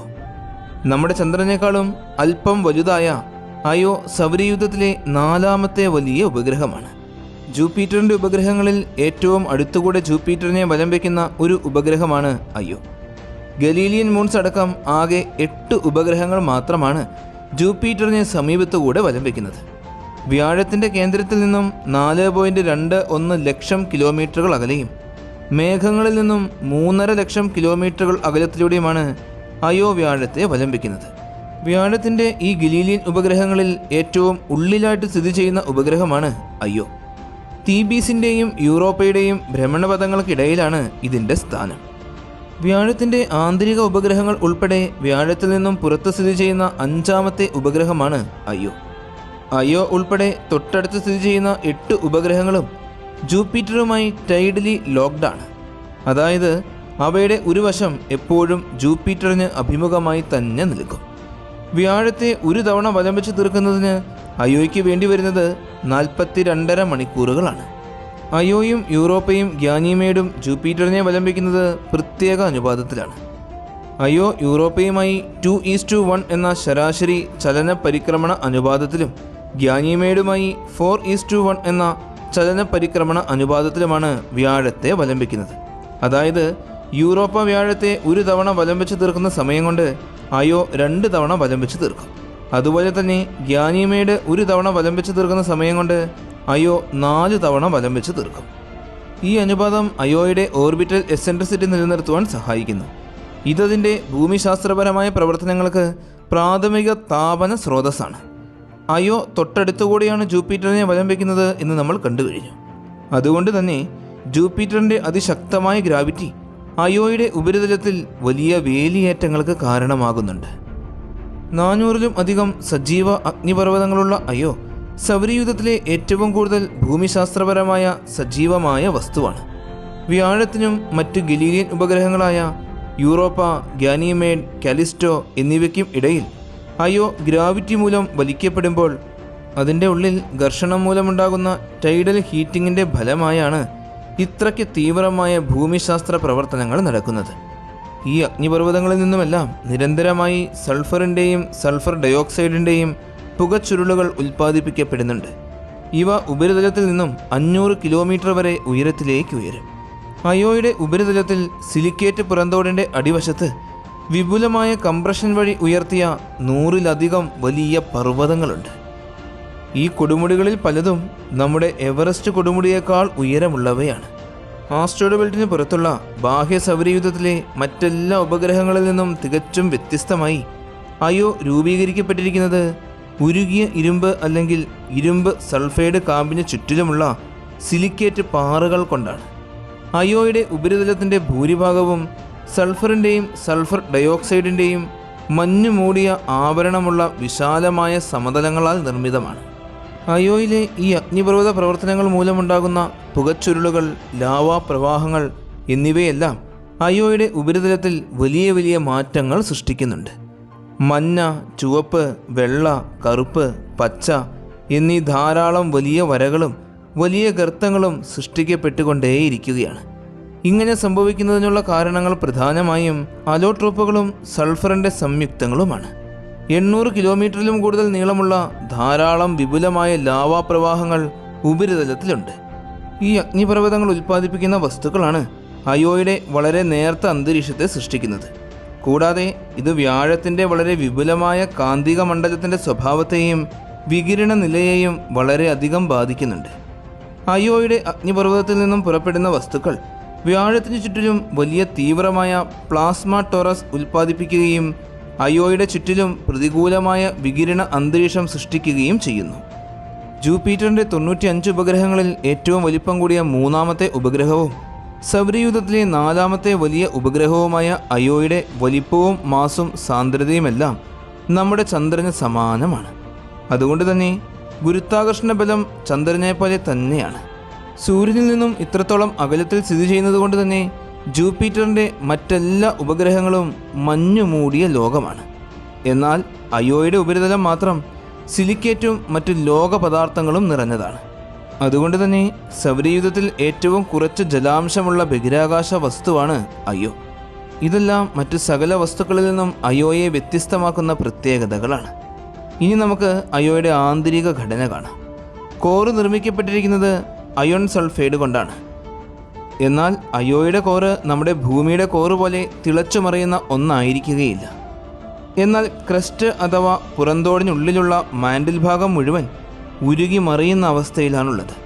ഈ ഉരുകി മറിയുന്ന ഭാഗം ക്രസ്റ്റിൻ്റെ കട്ടി കുറഞ്ഞ പ്രദേശത്തുകൂടെ പൊട്ടിത്തെറിച്ച് പുറത്തേക്ക് ഒഴുകുകയാണ് ചെയ്യുന്നത്. അതാണ് നമ്മൾ കാണുന്ന അഗ്നിപർവ്വത വിസ്ഫോടനങ്ങൾ. 17-18 നൂറ്റാണ്ടുകളിൽ ജ്യോതിശാസ്ത്രത്തിൻ്റെ വികാസത്തിൽ അയോ ഒരു പ്രധാന പങ്ക് വഹിച്ചിട്ടുണ്ട്. 1610 ജനുവരി മാസം ഗലീലിയോ ഗലീലി മറ്റ് ഗലീലിയൻ ഉപഗ്രഹങ്ങൾ ചേർത്ത് കണ്ടെത്തിയ ഈ കണ്ടെത്തൽ സൗരയൂഥത്തിൻ്റെ കോപ്പർനിക്കസ് മാതൃക സ്വീകരിക്കുന്നതിനും കെപ്ലറുടെ ചലന നിയമങ്ങളുടെ വികാസത്തിനും പ്രകാശവേഗതയുടെ ആദ്യ അളവെടുപ്പിനും വഴിയൊരുക്കി. 1973 ഡിസംബർ 3-നും 1974 ഡിസംബർ 2-നും പറന്ന പൈനിയർ 10, 11 എന്നീ പേടകങ്ങളാണ് അയോയെ കടന്നുപോയ ആദ്യത്തെ ബഹിരാകാശ പേടകങ്ങൾ. ഇവയിൽ പൈനിയർ 11 നമുക്ക് അയോയെ ആദ്യമായി കാണിച്ചു തന്നത്. അയോയിൽ ജലാംശമില്ല എന്നും എന്നാൽ വളരെ കനം കുറഞ്ഞ അന്തരീക്ഷമുണ്ടെന്നും പൈനിയറാണ് ആദ്യമായി കണ്ടെത്തുന്നത്. അയോയുടെ ഉത്തരധ്രുവ മേഖലയും അതിൻ്റെ മഞ്ഞ നിറവും ഇതിലൂടെ നമ്മൾ കണ്ടു. ഇതിൻ്റെ വലിപ്പം എത്രമാത്രമാണെന്നും ഗലീലിയൻ മൂൺസിൽ മറ്റെല്ലാ ഉപഗ്രഹങ്ങളെക്കാളും സാന്ദ്രത കൂടിയ ഉപഗ്രഹം അയോയാണ് എന്നും മനസ്സിലായി. 1979 വോയേജർ 1, വോയേജർ 2 എന്നീ പേടകങ്ങൾ അയോയുടെ സമീപത്തുകൂടെ കടന്നുപോയി. 1979 മാർച്ച് മാസം 5-ാം തീയതി വോയേജർ 1 അയോയുടെ മുകളിലൂടെ 20,600 കിലോമീറ്ററുകൾ മാത്രം ഉയരത്തിലൂടെ പറന്നുപോയി. വലിയ ഗർത്തങ്ങളില്ലാത്ത വിചിത്രവും ബഹുവർണവുമായ ഭൂപ്രകൃതി, വിചിത്ര ആകൃതികളുള്ള ചെറിയ കുഴികളാൽ നിറഞ്ഞ വളരെ വിചിത്രമായ ഒരു പ്രതലം, എവറസ്റ്റ് കൊടുമുടിയേക്കാൾ ഉയരമുള്ള അഗ്നിപർവ്വതങ്ങൾ, അവയിൽ നിന്നും ഒഴുകിയിറങ്ങുന്ന ലാവാ പ്രവാഹങ്ങൾ, 100 കിലോമീറ്റർ മുതൽ വീതിയുള്ള ഭീകര അഗ്നിപർവ്വതങ്ങൾ, തിളച്ചുമറിയുന്ന ലാവയൊഴുകുന്ന വലിയ നദികളും പുഴകളും സമുദ്രങ്ങളും, ഉപരിതലത്തിൽ നിറയെ പലതരം സൾഫറുകൾ. അന്തരീക്ഷത്തിലും ഏറ്റവും കൂടുതലുള്ളത് സൾഫർ തന്നെയാണ്. അയോയുടെ വ്യത്യസ്തമായ ഈ നിറങ്ങൾക്ക് കാരണം സൾഫറാണ്. 1979 ജൂലൈ മാസം 9-ാം തീയതി 1,13,000 കിലോമീറ്റർ അകലത്തിലൂടെ വോയേജർ 2 കടന്നുപോയി. അതായത് വോയേജർ 1 കടന്നുപോയി കഴിഞ്ഞ് 4 മാസങ്ങൾക്ക് ശേഷം. ഈ 4 മാസങ്ങൾക്കുള്ളിൽ സംഭവിച്ച ഉപരിതല മാറ്റങ്ങളെല്ലാം നമുക്ക് കാണുവാൻ സാധിച്ചു. കൂടാതെ 7 അഗ്നിപർവ്വതങ്ങളിൽ നിന്നുമായി മുകളിലേക്ക് ഉയർന്ന വലിയ പുകച്ചുരുളുകൾ കണ്ടു. ഈ 2 പേടകങ്ങളും നൽകിയ വിവരങ്ങളിൽ നിന്നും നമുക്ക് മനസ്സിലാക്കുവാൻ സാധിച്ചത് ഈ 4 മാസക്കാലത്തോളം ആ അഗ്നിപർവ്വതങ്ങളെല്ലാം സജീവമായിരുന്നു എന്നാണ്.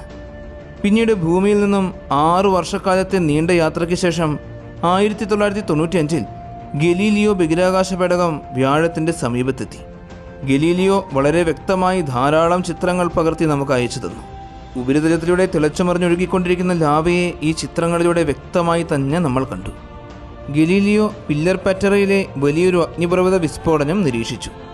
ഈ വലിയ അഗ്നിപർവ്വത വിസ്ഫോടനത്തിൽ മഗ്നീഷ്യം സമ്പുഷ്ടമായ മാഫിക്, അൾട്രാമാഫിക് ഘടനയുള്ള സിലിക്കേറ്റ് മാഗ്മകൾ ചേർന്നതാണ് എന്ന് സ്ഥിരീകരിക്കുകയും ചെയ്തു.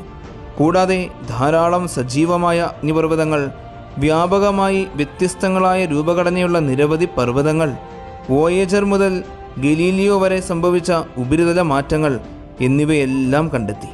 പിന്നീട് ശനിയിലേക്ക് പറന്ന കാസിനി 2000 ഡിസംബറിലും പ്ലൂട്ടോയിലേക്കും കെപ്ലർ ബെൽറ്റിലേക്കും പറന്ന ന്യൂ ഹൊറൈസൺ 2007 ഫെബ്രുവരി 8-ാം തീയതിയിലും അയോയ്ക്ക് സമീപത്തുകൂടെ പറന്നു പോവുകയും ധാരാളം വിദൂര ദൃശ്യങ്ങൾ പകർത്തുകയും ചെയ്തു.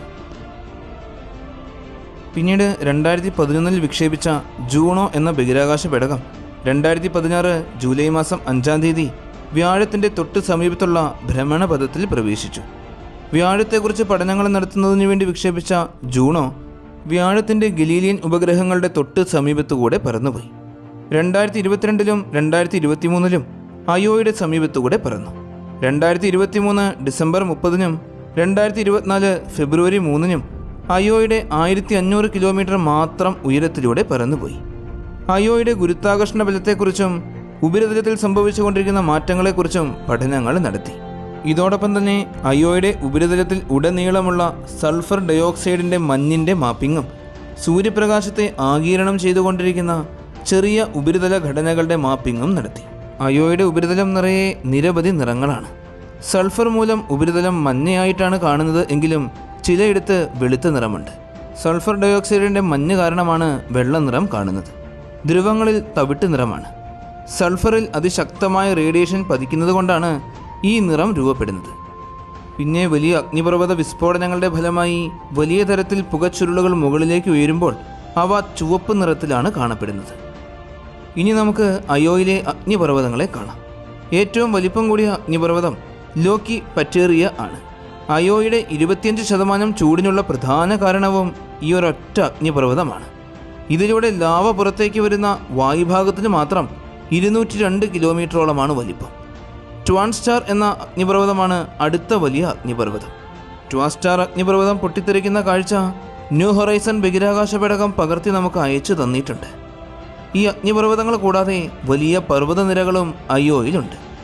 ബൂബോൾ മൗണ്ട്സ് എന്ന പർവ്വതമാണ് 18 മീറ്ററോളം ഉയരമുള്ള ഏറ്റവും വലിപ്പം കൂടിയ പർവ്വതം. അയോയിലെ എന്തെല്ലാം വിചിത്ര കാഴ്ചകൾ നമ്മൾ ഇതിനോടകം കണ്ടു കഴിഞ്ഞു അല്ലേ? ഇതുവരെ നമ്മൾ കണ്ടിട്ടില്ലാത്ത ഏറ്റവും വിചിത്രമായ കാര്യം എന്തെന്നാൽ നിരവധി അഗ്നിപർവ്വതങ്ങൾ സജീവമായി പ്രവർത്തിച്ചു കൊണ്ടിരിക്കുന്ന ഈ അയോയുടെ ഉപരിതല താപനില എന്നത് ശരാശരി -130 ഡിഗ്രി സെൽഷ്യസുകൾ മാത്രമാണ്. വ്യാഴത്തെക്കുറിച്ചും ഉപഗ്രഹങ്ങളെക്കുറിച്ചും പഠിക്കുന്നതിനു വേണ്ടി വേറെയും ധാരാളം ദൗത്യങ്ങൾ അണിയറയിൽ ഒരുങ്ങിക്കൊണ്ടേയിരിക്കുകയാണ്. ഇവയിൽ ഗ്യാനിമേഡിന് ശേഷം വ്യാഴത്തിൻ്റെ രണ്ടാമത്തെ വലിയ ഉപഗ്രഹമാണ് കാലിസ്റ്റോ അഥവാ ജൂപ്പിറ്റർ 4. സൗരയൂഥത്തിൽ ഗ്യാനിമേഡും ശനിയുടെ ഏറ്റവും വലിയ ഉപഗ്രഹമായ ടൈറ്റനും കഴിഞ്ഞാൽ മൂന്നാമത്തെ വലിപ്പം കൂടിയ ഉപഗ്രഹമാണിത്. സൗരയൂഥത്തിലെ ഏറ്റവും ചെറിയ ഗ്രഹമായ ബുധനേക്കാളും വലിപ്പമുണ്ട് കാലിസ്റ്റോയ്ക്ക്. കാലിസ്റ്റോയുടെ ആകെ വ്യാസം 4821 കിലോമീറ്ററുകളാണ്. അതായത് നമ്മുടെ ചന്ദ്രനേക്കാളും ഏകദേശം 1/3 വലിപ്പം കൂടുതൽ. വ്യാഴത്തിൻ്റെ 4 ഗലീലിയൻ ഉപഗ്രഹങ്ങളിൽ ഏറ്റവും പുറത്തായിട്ടാണ് കാലിസ്റ്റോ സ്ഥിതി ചെയ്യുന്നത്. ഏകദേശം 15,80,000 കിലോമീറ്റർ അകലത്തിലൂടെയാണ് കാലിസ്റ്റോ വ്യാഴത്തെ അവലംബിക്കുന്നത്. ഇത് ചന്ദ്രൻ ഭൂമിയെ പരിക്രമണം ചെയ്യുന്ന അകലത്തിൻ്റെ 5 ഇരട്ടി ദൂരത്തോളം വരും. വ്യാഴത്തിൻ്റെ ഏറ്റവും അടുത്ത് സ്ഥിതി ചെയ്യുന്ന ഗലീലിയൻ ഉപഗ്രഹമായ ഗ്യാനിമേഡിൻ്റെ പരിക്രമണ പാതയേക്കാളും 10,70,000 കിലോമീറ്ററോളം വലുതാണിത്.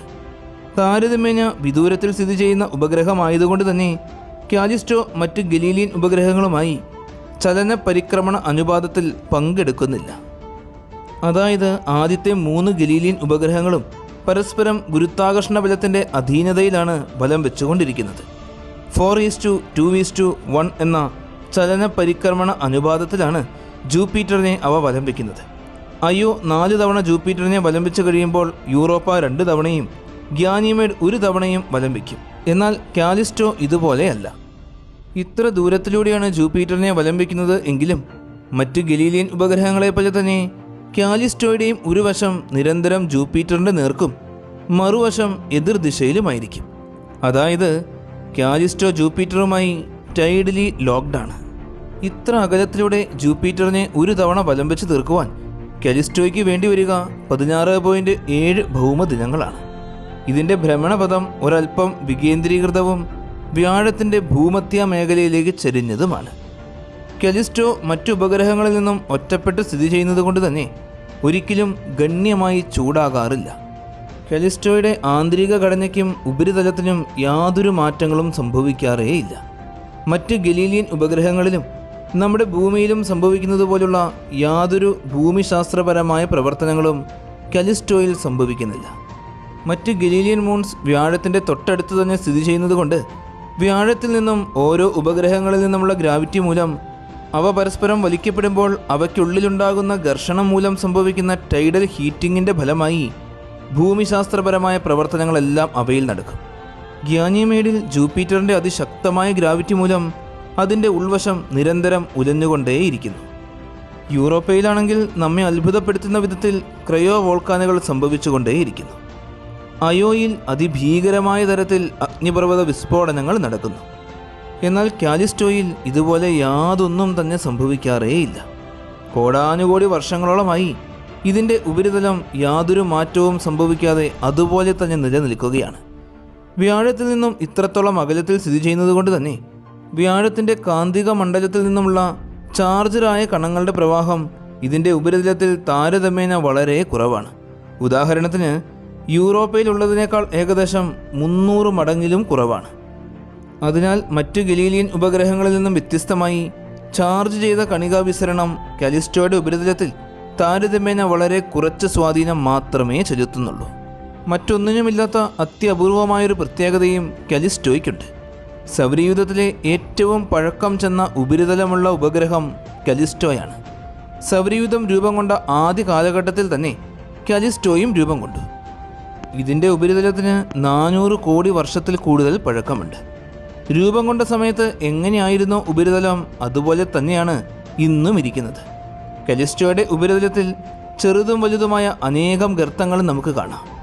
ഉപരിതലം മുഴുവൻ ഇത്രത്തോളം ഗർത്തങ്ങൾ നിറഞ്ഞ മറ്റൊരു ഗ്രഹത്തെയോ ഉപഗ്രഹത്തെയോ നമുക്ക് സൗരയൂഥത്തിൽ കാണുവാൻ സാധിക്കുകയേയില്ല.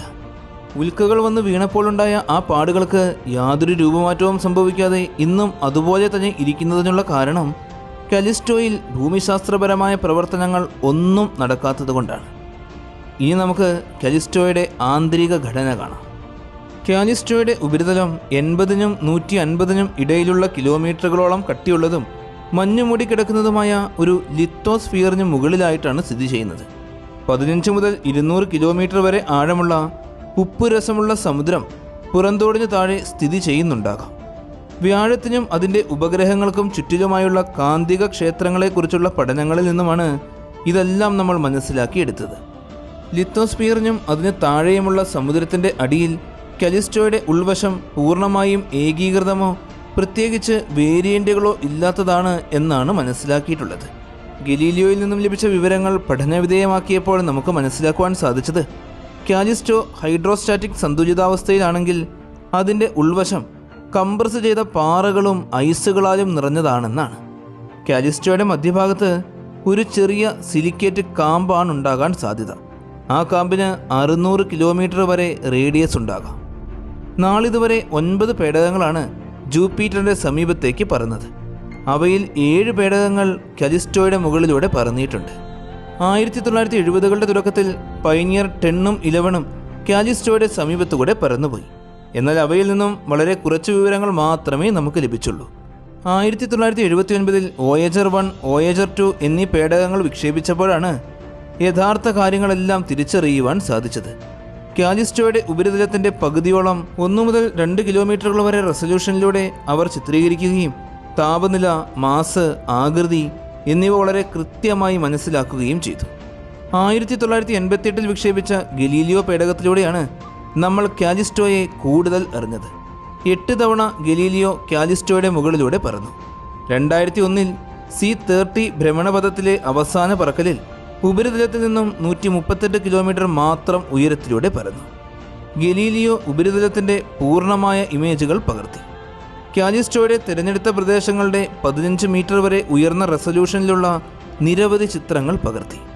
2000 ശനിയിലേക്കുള്ള യാത്രാമധ്യേ ക്യാസിനി എന്ന ബഹിരാകാശ പേടകം കാലിസ്റ്റോയുടെയും ഗലീലിയൻ മൂൺസിൻ്റെയും ഉയർന്ന നിലവാരത്തിലുള്ള ധാരാളം ഇമേജുകൾ പകർത്തി നമുക്ക് അയച്ചു തന്നു.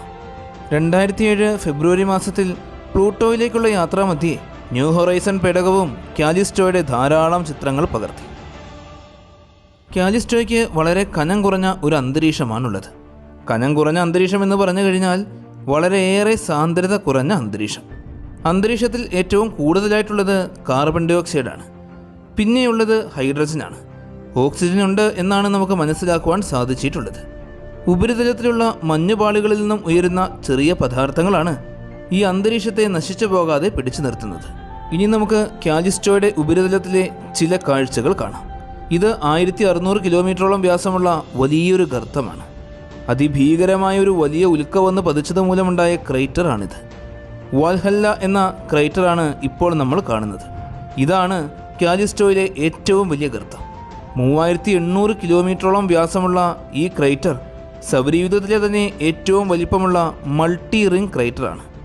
ഏകദേശം 200 കോടി വർഷങ്ങൾക്ക് മുമ്പ് സംഭവിച്ച അതിഭീകരമായ കൂട്ടിയിടിയുടെ ഫലമായിട്ടാണ് ഈ വലിയ ക്രൈറ്റർ രൂപം കൊണ്ടിട്ടുള്ളത്. കാലിസ്റ്റോയിൽ നമുക്ക് കാണുവാൻ സാധിക്കുന്ന ഈ ക്രൈറ്ററുകളിൽ ഭൂരിഭാഗവും അധികം ആഴമില്ലാത്ത ഗർത്തങ്ങളാണ്. ഉപരിതലത്തിൽ ഒരിടത്തും നമുക്ക് പർവ്വതങ്ങളെ കാണുവാൻ സാധിക്കുകയേയില്ല. ഗർത്തങ്ങൾ മാത്രമേ ഉള്ളൂ. സമീപഭാവിയിൽ തന്നെ 3 ബഹിരാകാശ പേടകങ്ങളാണ് കാലിസ്റ്റോയെ സന്ദർശിക്കാൻ പോകുന്നത്. 2023 ഏപ്രിൽ മാസം 14-ാം തീയതി വിക്ഷേപിച്ച യൂറോപ്യൻ ബഹിരാകാശ ഏജൻസിയുടെ ജൂപ്പിറ്റർ IC മൂൺ എക്സ്പ്ലോറർ എന്ന ജൂസ്. ഈ പേടകം 2031 2034 ഇടയിൽ കാലിസ്റ്റോയ്ക്ക് സമീപത്തുകൂടെ 21 തവണ പറക്കും. 2024 ഒക്ടോബർ മാസം 14-ാം തീയതി വിക്ഷേപിച്ച നാസയുടെ യൂറോപ്പ ക്ലിപ്പർ 2031 മുതൽ കാലിസ്റ്റോയുടെ സമീപത്തുകൂടെ 9 തവണ പറക്കും. ഇതോടൊപ്പം തന്നെ 2030 വ്യാഴത്തിലേക്ക് വിക്ഷേപിക്കാൻ പോകുന്ന ചൈനയുടെ CNSA ടിയാൻവെൻ 4ഉമുണ്ട്. ഈ ദൗത്യങ്ങളിലൂടെയെല്ലാം നമുക്ക് കാലിസ്റ്റോയെക്കുറിച്ച് വളരെയേറെ കാര്യങ്ങൾ പഠിക്കുവാൻ സാധിക്കും. ഇവയിൽ വ്യാഴത്തിൻ്റെ ഏറ്റവും വലുതും സൗരയൂഥത്തിലെ ഏറ്റവും വലിപ്പം കൂടിയ ഉപഗ്രഹവും ഗാനിമേഡാണ്. കൂടാതെ സൗരയൂഥത്തിലെ തന്നെ ഏറ്റവും വലിപ്പം കൂടിയ 9ാമത്തെ വസ്തുവുമാണ് ഈ ഗാനിമേഡ്. ജൂപ്പിറ്ററിന് പകരം സൂര്യനെ ആയിരുന്നു ഗാനിമേഡ് വലം വെച്ചിരുന്നത് എങ്കിൽ നമുക്കിതിനെ ഒരു ഗ്രഹമായി തന്നെ കണക്കാക്കാമായിരുന്നു. ഭീമാകാരനായ ഈ ഉപഗ്രഹം ഗണ്യമായ കാന്തിക ക്ഷേത്രമുള്ള സൗരയൂഥത്തിലെ ഏക ഉപഗ്രഹമാണ്. അധികം കട്ടിയില്ലാത്ത അന്തരീക്ഷമുള്ള വലിയ ബഹിരാകാശ വസ്തു. ശനിയുടെ ഉപഗ്രഹമായ ടൈറ്റനെ പോലെ തന്നെ സൗരയൂഥത്തിലെ കുഞ്ഞൻ ഗ്രഹമായ ബുധനേക്കാളും വലുതാണ് ഗാനിമേഡ്. ഗാനിമേഡിന് 5268 കിലോമീറ്ററോളമാണ് വ്യാസം. ഇത് സൗരയൂഥത്തിലെ ഏറ്റവും ചെറിയ ഗ്രഹമായ ബുധനെ അപേക്ഷിച്ച് 8% കൂടുതലാണ്. സൗരയൂഥത്തിലെ 2ാമത്തെ വലിയ ഉപഗ്രഹമായ ശനിയുടെ ടൈറ്റനേക്കാളും ഒരൽപ്പം കൂടുതൽ മാസും ഭൂമിയുടെ ഉപഗ്രഹമായ ചന്ദ്രൻ്റെ ഇരട്ടിയിൽ കൂടുതൽ മാസുമുണ്ട്. ശരാശരി സാന്ദ്രത 1.936 ഗ്രാം പെർ സെൻറ്റിമീറ്റർ ക്യൂബാണ്. വ്യാഴത്തിൽ നിന്നും 10,70,400 കിലോമീറ്ററുകൾ അകലത്തിലൂടെയാണ് ഗാനിമേഡ് ഗ്രഹത്തെ വലം വയ്ക്കുന്നത്. 7 ഭൗമദിനങ്ങളും 3 മണിക്കൂറുകളും സമയമെടുത്താണ് ഒരു തവണ ഗാനിമേഡ് വ്യാഴത്തെ വലം വയ്ക്കുന്നത്. വ്യാഴത്തിൻ്റെ ഒട്ടുമിക്ക ഉപഗ്രഹങ്ങളെയും പോലെ തന്നെ ഗാനിമേഡും വ്യാഴവുമായി ടൈഡലി ലോക്ക്ഡാണ്. അതായത് ഗാനിമേഡിൻ്റെ ഒരു വശം എപ്പോഴും ഗ്രഹത്തിന് അഭിമുഖമായി തന്നെ ഇരിക്കും. ഭ്രമണപഥം അല്പം ഉൽക്കേന്ദ്രീകൃതവും വ്യാഴത്തിൻ്റെ മധ്യരേഖയിലേക്ക് ചെരിഞ്ഞതുമാണ്. ഗാനിമേഡ്, യൂറോപ്പ, അയോ എന്നീ ഉപഗ്രഹങ്ങളുമായി പ്രത്യേക തരത്തിൽ പരിക്രമണ അനുപാതത്തിലാണ് വ്യാഴത്തെ വലം വയ്ക്കുന്നത്. അതായത് ഓരോ തവണ ഗാനിമേഡ് വ്യാഴത്തെ വലം വയ്ക്കുമ്പോഴും യൂറോപ്പ 2 തവണയും അയോ 4 തവണയും വ്യാഴത്തെ പരിക്രമണം ചെയ്തിട്ടുണ്ടാകും. സൗരയൂഥം രൂപം കൊണ്ട സമയത്ത് വ്യാഴത്തിൻ്റെ രൂപീകരണത്തിന് ശേഷം വ്യാഴത്തിന് ചുറ്റിലുമുള്ള വാതകത്തിൻ്റെയും പൊടിപടലങ്ങളുടെയും ഡിസ്കായ വ്യാഴത്തിൻ്റെ സബ് നെബുലയിലെ ഒരു അക്രീഷൻ വഴിയാണ് ഗാനിമേഡ് രൂപപ്പെട്ടത്. ഈ രൂപീകരണത്തിന് ഏകദേശം 10,000 വർഷക്കാലത്തോളം സമയമെടുത്തിയിട്ടുണ്ട്. വ്യാഴത്തിൻ്റെ തൊട്ടടുത്ത് തന്നെയാണ് ഗാനിമേഡ് രൂപപ്പെട്ടത്. ഗാനിമേഡിൻ്റെ ഉപരിതലത്തിൽ ഏകദേശം 43% ആൽബിഡോ ഉണ്ട്. ഒരു വസ്തുവിൻ്റെ പ്രതല പ്രതിഫലന ശേഷിയുടെ പരിണാമമാണ് ആൽബിഡോ. ഒരു വസ്തുവിൻ്റെ പ്രതലം പ്രതിഫലിപ്പിക്കുന്ന വികിരണത്തിൻ്റെ അളവും അതിൽ പതിക്കുന്ന വികിരണത്തിൻ്റെ അളവും തമ്മിലുള്ള അനുപാതമാണ് ആൽബിഡോ. ഇത് ശതമാനക്കണക്കിലാണ് സാധാരണ പറയുന്നത്. വികിരണം പരിപൂർണമായും ആഗിരണം ചെയ്യുന്ന കറുത്ത പ്രതലത്തിൻ്റെ ആൽബിഡോ 0 എന്നാൽ പൂർണ്ണമായും പ്രതിഫലിപ്പിക്കുന്ന വെളുത്ത പ്രതലത്തിൻ്റെ ആൽബിഡോ 100% ഗാനിമേഡിൻ്റെ ഉപരിതലത്തിൽ 43% ആൽബിഡോ. എന്നാൽ ഇത് എല്ലാ ഭാഗത്തും ഒരുപോലെയല്ല. ജൂപ്പിറ്ററിന് അഭിമുഖമായിരിക്കുന്ന ഭാഗത്ത് മറ്റു ഭാഗത്തേക്കാൾ തിളക്കം കൂടുതലാണ്. ഇത് യൂറോപ്പയ്ക്ക് സമമാണ്. എന്നാൽ കാലിസ്റ്റോയുടെ നേരെ ഓപ്പോസിറ്റുമാണ്. ജൂപ്പിറ്ററിൻ്റെ എതിർദിശയിലുള്ള ഗാനിമേഡിൻ്റെ അർദ്ധഗോളം സൾഫർ ഡയോക്സൈഡ് നിറഞ്ഞു നിൽക്കുന്നതായി നമുക്ക് കാണുവാൻ സാധിക്കും. ഗാനിമേഡിൻ്റെ ഉപരിതലം പലതരം ഭൂപ്രകൃതികളുടെ മിശ്രിതമാണ്. വളരെ പഴയതും ഉയർന്ന ഗർത്തങ്ങളും ഇരുണ്ട പ്രദേശങ്ങളും കുറച്ചു പ്രായം മാത്രമുള്ള ചെറിയ വിശാലമായ ഒരു കൂട്ടം ചാലുകളും വരമ്പുകളും കൊണ്ട് അടയാളപ്പെടുത്തിയിരിക്കുന്ന വളരെ ആഴം കുറഞ്ഞ പ്രദേശങ്ങൾ. ഉപരിതലത്തിൻ്റെ 1/3 ഭാഗവും ഉൾക്കൊള്ളുന്നത് ഇരുണ്ട ഭൂപ്രദേശത്താണ്. കളിമണ്ണും ജൈവ വസ്തുക്കളുമാണ് അവിടെ അടങ്ങിയിരിക്കുന്നത്. ഗാനിമേഡിൽ നമുക്ക് ധാരാളം ഗർത്തങ്ങൾ കാണുവാൻ സാധിക്കും. എന്നാൽ എല്ലാ ഭൂപ്രദേശത്തും ഇത് ഒരുപോലെയല്ല. ഇരുണ്ട ഭൂപ്രദേശത്ത് കൂടുതൽ ഗർത്തങ്ങളുണ്ട്, അവയ്ക്ക് ഒരുപാട് ആഴവുമുണ്ട്. എന്നാൽ തിളക്കമുള്ള പ്രദേശത്ത് ആഴം കുറഞ്ഞ കുറച്ച് ഗർത്തങ്ങൾ മാത്രമേ ഉള്ളൂ. ഗാനിമേഡിൽ കാണുവാൻ സാധിക്കുന്ന ഈ ക്രൈറ്ററുകൾ നമ്മുടെ ചന്ദ്രനിലും ബുധനിലും കാണുന്ന ഗർത്തങ്ങളെക്കാളും വളരെയേറെ പരന്നതാണ്. ഗാനിമേഡിൻ്റെ മഞ്ഞു മൂടിയ പുറന്തോടിൻ്റെ താരതമ്യേന ദുർബലമായ സ്വഭാവമാണ് ഇതിന് കാരണം. അവിടെ നിന്നും ഒഴുകിയിറങ്ങുന്ന ഐസ് ഇതിൻ്റെ പുറന്തോടിലുള്ള ഗർത്തങ്ങളെ മായ്ച്ചു കളയും. ഗാനിമേഡിൻ്റെ ഒരു പ്രധാന സവിശേഷത ഗലീലിയോ റീജിയോ എന്ന ഇരുണ്ട സമതലമാണ്. ഇതിനുള്ളിൽ ഭൂമിശാസ്ത്ര പ്രവർത്തനങ്ങൾ മൂലം ഭാവിയിൽ സൃഷ്ടിക്കപ്പെട്ടേക്കാവുന്ന കേന്ദ്രീകൃത ചാലുകളുടെ ഒരു കൂട്ടം തന്നെ അടങ്ങിയിട്ടുണ്ട്. ഗാനിമേഡ് വളരെയേറെ തണുപ്പ് കൂടിയ ഒരു ലോകമാണ്. -121 ഡിഗ്രി സെൽഷ്യസോളം താഴ്ന്നതാണ് അവിടുത്തെ ശരാശരി താപനില. അതായത് ഗാനിമേഡിൻ്റെ ഉപരിതലം മുഴുവൻ കട്ടി കൂടിയ ഐസ് കൊണ്ട് മൂടപ്പെട്ടിരിക്കുകയാണ്. ഈ കട്ടി കൂടിയ ഐസ് നിറഞ്ഞു കിടക്കുന്ന പുറംപാളിക്കുള്ളിൽ ഭൂമിയിലുള്ള ജലത്തേക്കാളും ഒരുപാട് കൂടുതൽ ജലമൊഴുകുന്ന വലിയ സമുദ്രം തന്നെയുണ്ട്. ഭൂമിയുടെ ഉപരിതലത്തിലുള്ളതിനേക്കാൾ വളരെയധികം ജലം ഗാനിമേഡിലുണ്ട് എന്നാണ് അനുമാനിക്കുന്നത്. അതായത് ജീവൻ നിലനിൽക്കുവാൻ അത്യാവശ്യമായ ജലം ഗാനിമേഡിലുണ്ട്.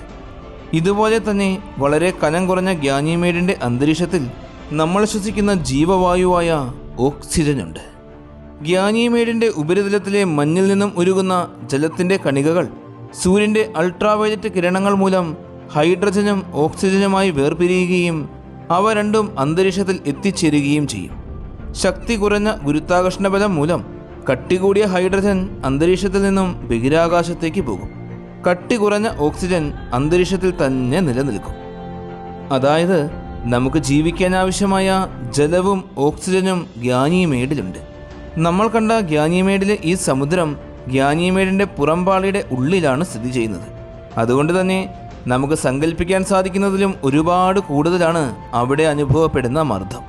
അതുപോലെ തന്നെ അന്തരീക്ഷത്തിൽ ഓക്സിജൻ ഉണ്ടെങ്കിലും ഇത്ര കുറഞ്ഞ താപനിലയിൽ ഭൂമിയിലെ ഒരു ജീവനും നിലനിൽക്കുവാൻ സാധിക്കുകയേയില്ല.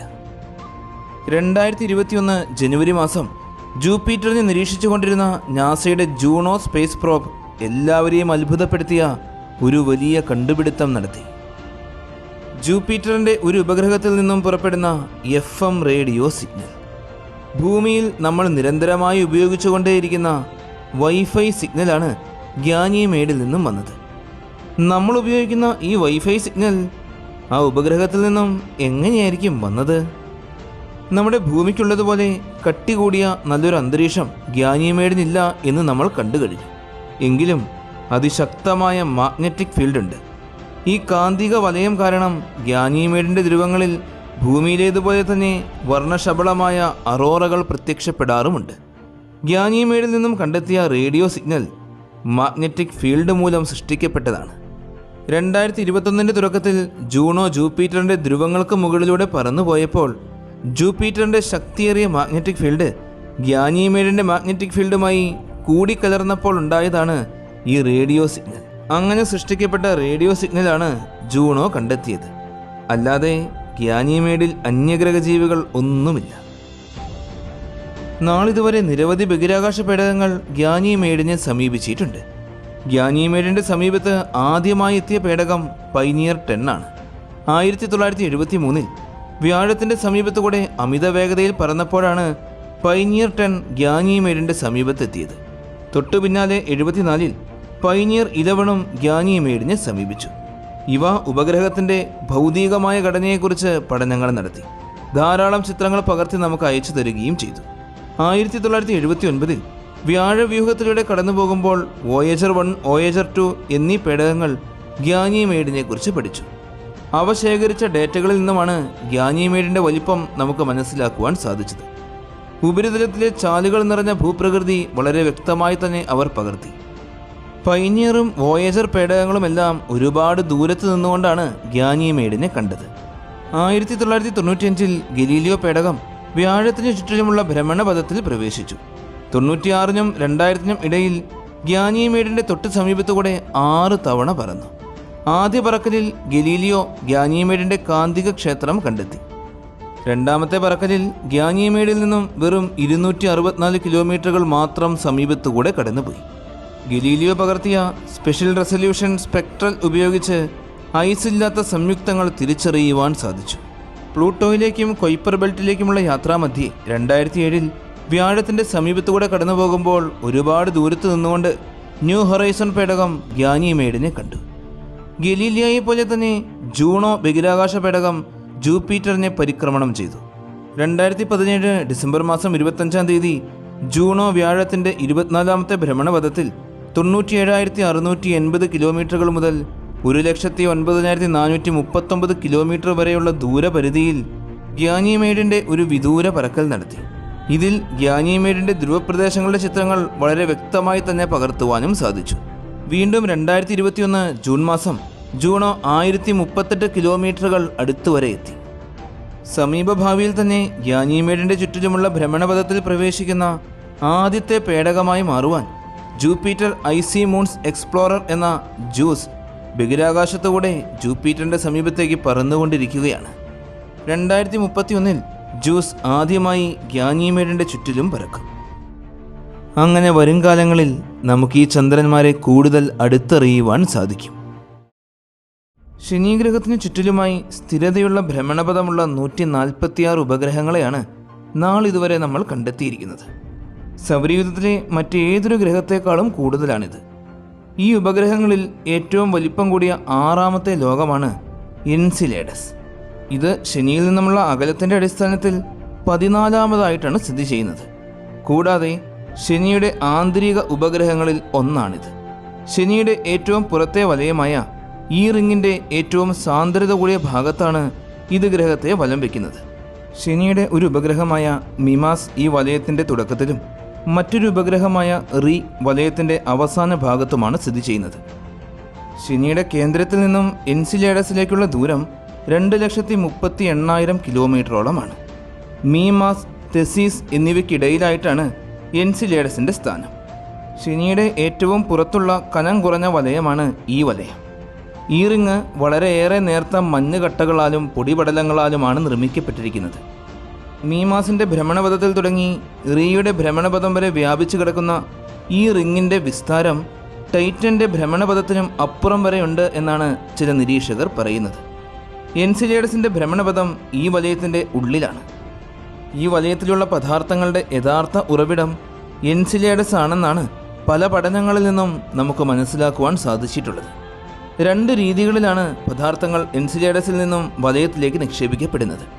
ഒന്നാമത്തേതും ഏറ്റവും പ്രധാനപ്പെട്ടതുമായ രീതി ക്രയോ വോൾക്കാനിക് പ്രവർത്തനത്തിൻ്റെ ഫലമായി ദക്ഷിണ ധ്രുവ പ്രദേശത്തു നിന്നും പുറത്തുവരുന്ന പദാർത്ഥങ്ങൾ ഈ വലയത്തിലേക്ക് നിക്ഷേപിക്കപ്പെടുന്നുണ്ട്. ഇങ്ങനെ പുറത്തുവരുന്ന പദാർത്ഥങ്ങളിൽ ഭൂരിഭാഗവും എൻസിലേഡസിൻ്റെ പ്രതലത്തിലേക്ക് തന്നെ തിരികെ പോവുകയാണ് ചെയ്യുന്നത്. എങ്കിലും കുറേ പദാർത്ഥങ്ങൾ അതിൻ്റെ ഗുരുത്വാകർഷണ ശക്തിയെയും ഭേദിച്ച് പുറത്തേക്ക് പോകുന്നുണ്ട്. എൻസിലേഡസിൻ്റെ എസ്കേപ്പ് വെലോസിറ്റി എന്നത് മണിക്കൂറിൽ 866 കിലോമീറ്ററുകൾ മാത്രമാണ്. രണ്ടാമത്തെ രീതി ഉൽക്കകളും മറ്റും പ്രതലത്തിൽ വന്ന് പതിച്ചു കഴിയുമ്പോൾ പുറത്തേക്ക് തെറിച്ചു പോകുന്ന പദാർത്ഥങ്ങളെല്ലാം ഈ വലയത്തിലേക്ക് തന്നെയാണ് വന്നു ചേരുന്നത്.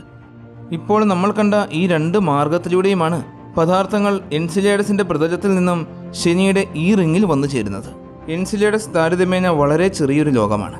505 കിലോമീറ്റർ മാത്രമാണ് ഇതിൻ്റെ ആകെ വ്യാസം. ശനിയുടെ ഏറ്റവും മാസ് കൂടിയ ഉപഗ്രഹങ്ങളിൽ 6ാം സ്ഥാനക്കാരനാണ് എൻസിലേഡസ്. ടൈറ്റൻ, റീ, ലാപേറ്റസ്, ഡിയോൺ, തേത്തിസ് എന്നിവയാണ് എൻസിലേഡസിനേക്കാൾ വലിപ്പമുള്ള ശനിയുടെ ഉപഗ്രഹങ്ങൾ. ശനിയുടെ ഗോളാകൃതിയുള്ള ഉപഗ്രഹങ്ങളിൽ ഏറ്റവും ചെറിയ ഉപഗ്രഹമാണ് എൻസിലേഡസ്. ഇതിൻ്റെ യഥാർത്ഥ രൂപം എലിപ്സോയിഡാണ്. ഇനി എൻസിലേഡസിൻ്റെ വലിപ്പം നമ്മുടെ ചന്ദ്രനുമായി താരതമ്യപ്പെടുത്തി നോക്കുകയാണെങ്കിൽ ചന്ദ്രൻ്റെ 15% വലിപ്പം മാത്രമേ ഉള്ളൂ. ഇതിന് ഒരു തവണ സാറ്റേണിനെ വലം വെച്ച് തീർക്കുവാൻ വെറും 33 മണിക്കൂറുകൾ മാത്രം മതി. എൻസിലേഡസ് സാറ്റേണിനെ വലം വയ്ക്കുന്നത് ഒരു എലിപ്റ്റിക്കൽ ആകൃതിയിലാണ്. സാറ്റേണിൻ്റെ അടുത്ത് വരുമ്പോൾ അതിശക്തമായ ഗ്രാവിറ്റേഷണൽ ഫോഴ്സ് അനുഭവപ്പെടും. എന്നാൽ ഒരുപാട് അകലത്തിലെത്തി കഴിയുമ്പോൾ വളരെ കുറഞ്ഞ ഗ്രാവിറ്റി മാത്രമേ അനുഭവപ്പെടുകയുള്ളൂ. ഗ്രാവിറ്റിയിലുള്ള ഈ വലിയ വ്യതിയാനം മൂലം എൻസിലേഡസിൻ്റെ കോർ വലിയുകയും ചെറുതാവുകയും ചെയ്യും. അതുകൊണ്ട് കോർ എപ്പോഴും ചൂടായി തന്നെ നിലനിൽക്കും. സൂര്യനിൽ നിന്നും കോടിക്കണക്കിന് കിലോമീറ്ററുകൾക്ക് അകലെ സ്ഥിതി ചെയ്യുന്നത് കൊണ്ട് തന്നെ തണുത്തു മരവിച്ച ലോകമാണ് എൻസിലേഡസ്. ഉപരിതലം മുഴുവൻ മഞ്ഞ് നിറഞ്ഞു കിടക്കുന്ന ഐസ് ബോൾ പോലുള്ള ലോകം. ഉപരിതലത്തിൽ നിലം ഒട്ടും കാണുവാൻ സാധിക്കാത്ത അത്രത്തോളം കട്ടിയിലാണ് ഐസ് മൂടിക്കിടക്കുന്നത്. സൗരയൂഥത്തിലെ ഏറ്റവും വെളുത്ത വസ്തുക്കളിൽ ഒന്നാണ് എൻസിലേഡസ്. അതുപോലെ തന്നെ ഏറ്റവും കൂടുതൽ പ്രകാശത്തെ പ്രതിഫലിപ്പിക്കുന്ന വസ്തുവും എൻസിലേഡസ് ആണ്. ഉപരിതലത്തിലുള്ള ഐസ് പാളികളിൽ നിന്നും താഴേക്ക് പോയി കഴിയുമ്പോൾ 40 കിലോമീറ്ററുകൾ കഴിയുമ്പോൾ ജലം നിറഞ്ഞു കിടക്കുകയാണ്. എൻസിലേഡസിൻ്റെ ഉള്ളിലുള്ള ജലം പുറത്തേക്ക് തെറിച്ചു പോകുന്ന ക്രയോ വോൾക്കാനിക് എന്ന പ്രതിഭാസം നമ്മൾ നേരിട്ട് കണ്ടിട്ടുണ്ട്. ശനിയെക്കുറിച്ച് പഠിക്കുന്നതിന് വേണ്ടി വിക്ഷേപിച്ച കാസിനി എന്ന പേടകമാണ് ഈ അത്ഭുതകരമായ കാഴ്ച നമുക്ക് കാണിച്ചു തന്നത്. ഉള്ളിലുള്ള സമ്മർദ്ദം കൂടി നീരാവിയായി മാറിയ ജലം 2000 km/h എന്ന വലിയ വേഗതയിൽ സെക്കൻഡിൽ 250 ലിറ്ററോളമാണ് പുറത്തേക്ക് വരുന്നത്. ഇങ്ങനെ എൻസിലേഡസിൽ നിന്നും പുറത്തേക്ക് വരുന്ന പദാർത്ഥങ്ങളിൽ നിന്നുമാണ് നമ്മൾ ആദ്യം കണ്ട സാറ്റേണിൻ്റെ ഈ റിങ് രൂപപ്പെട്ടത്. 2013 സാറ്റേണിൻ്റെ രാത്രിവശത്ത് നിന്നും കാസിനി പകർത്തിയ അതിമനോഹരമായ ചിത്രമാണ് നമ്മളിപ്പോൾ കണ്ടുകൊണ്ടിരിക്കുന്നത്. നീല നിറത്തിൽ ഈ റിങ്ങും നമുക്ക് കാണുവാൻ സാധിക്കും. 1789 ഓഗസ്റ്റ് മാസം 28-ാം തീയതി ഫെഡറിക് വില്യം ഹെർഷലാണ് ആദ്യമായി എൻസിലേഡസിനെ കണ്ടെത്തുന്നത്. അദ്ദേഹം ആദ്യമായി നിർമ്മിച്ച അന്നത്തെ ഏറ്റവും വലിപ്പം കൂടിയ ദൂരദർശിനിയായ 47 ഇഞ്ച് ദൂരദർശിനി ഉപയോഗിച്ച് ആദ്യമായി കണ്ടെത്തിയ ബഹിരാകാശ വസ്തുവായിരുന്നു എൻസിലേഡസ്. പിന്നീട് 1980-കളിൽ വോയേജർ പേടകങ്ങൾ ഇതിന് സമീപത്തോടെ കടന്നുപോകുന്നതുവരെ കാര്യമായ വിവരങ്ങളൊന്നും എൻസിലേഡസിനെ കുറിച്ച് നമുക്ക് അറിയില്ലായിരുന്നു. എന്നാൽ വോയേജർ പേടകങ്ങളും എൻസിലേഡസിനെക്കുറിച്ച് അധികം പഠനങ്ങളൊന്നും നടത്തിയില്ല.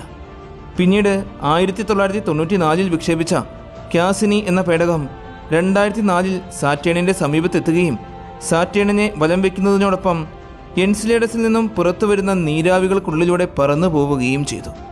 അപ്പോഴാണ് അത്ഭുതകരമായ ആ പ്രതിഭാസം നമ്മൾ ആദ്യമായി കാണുന്നത്.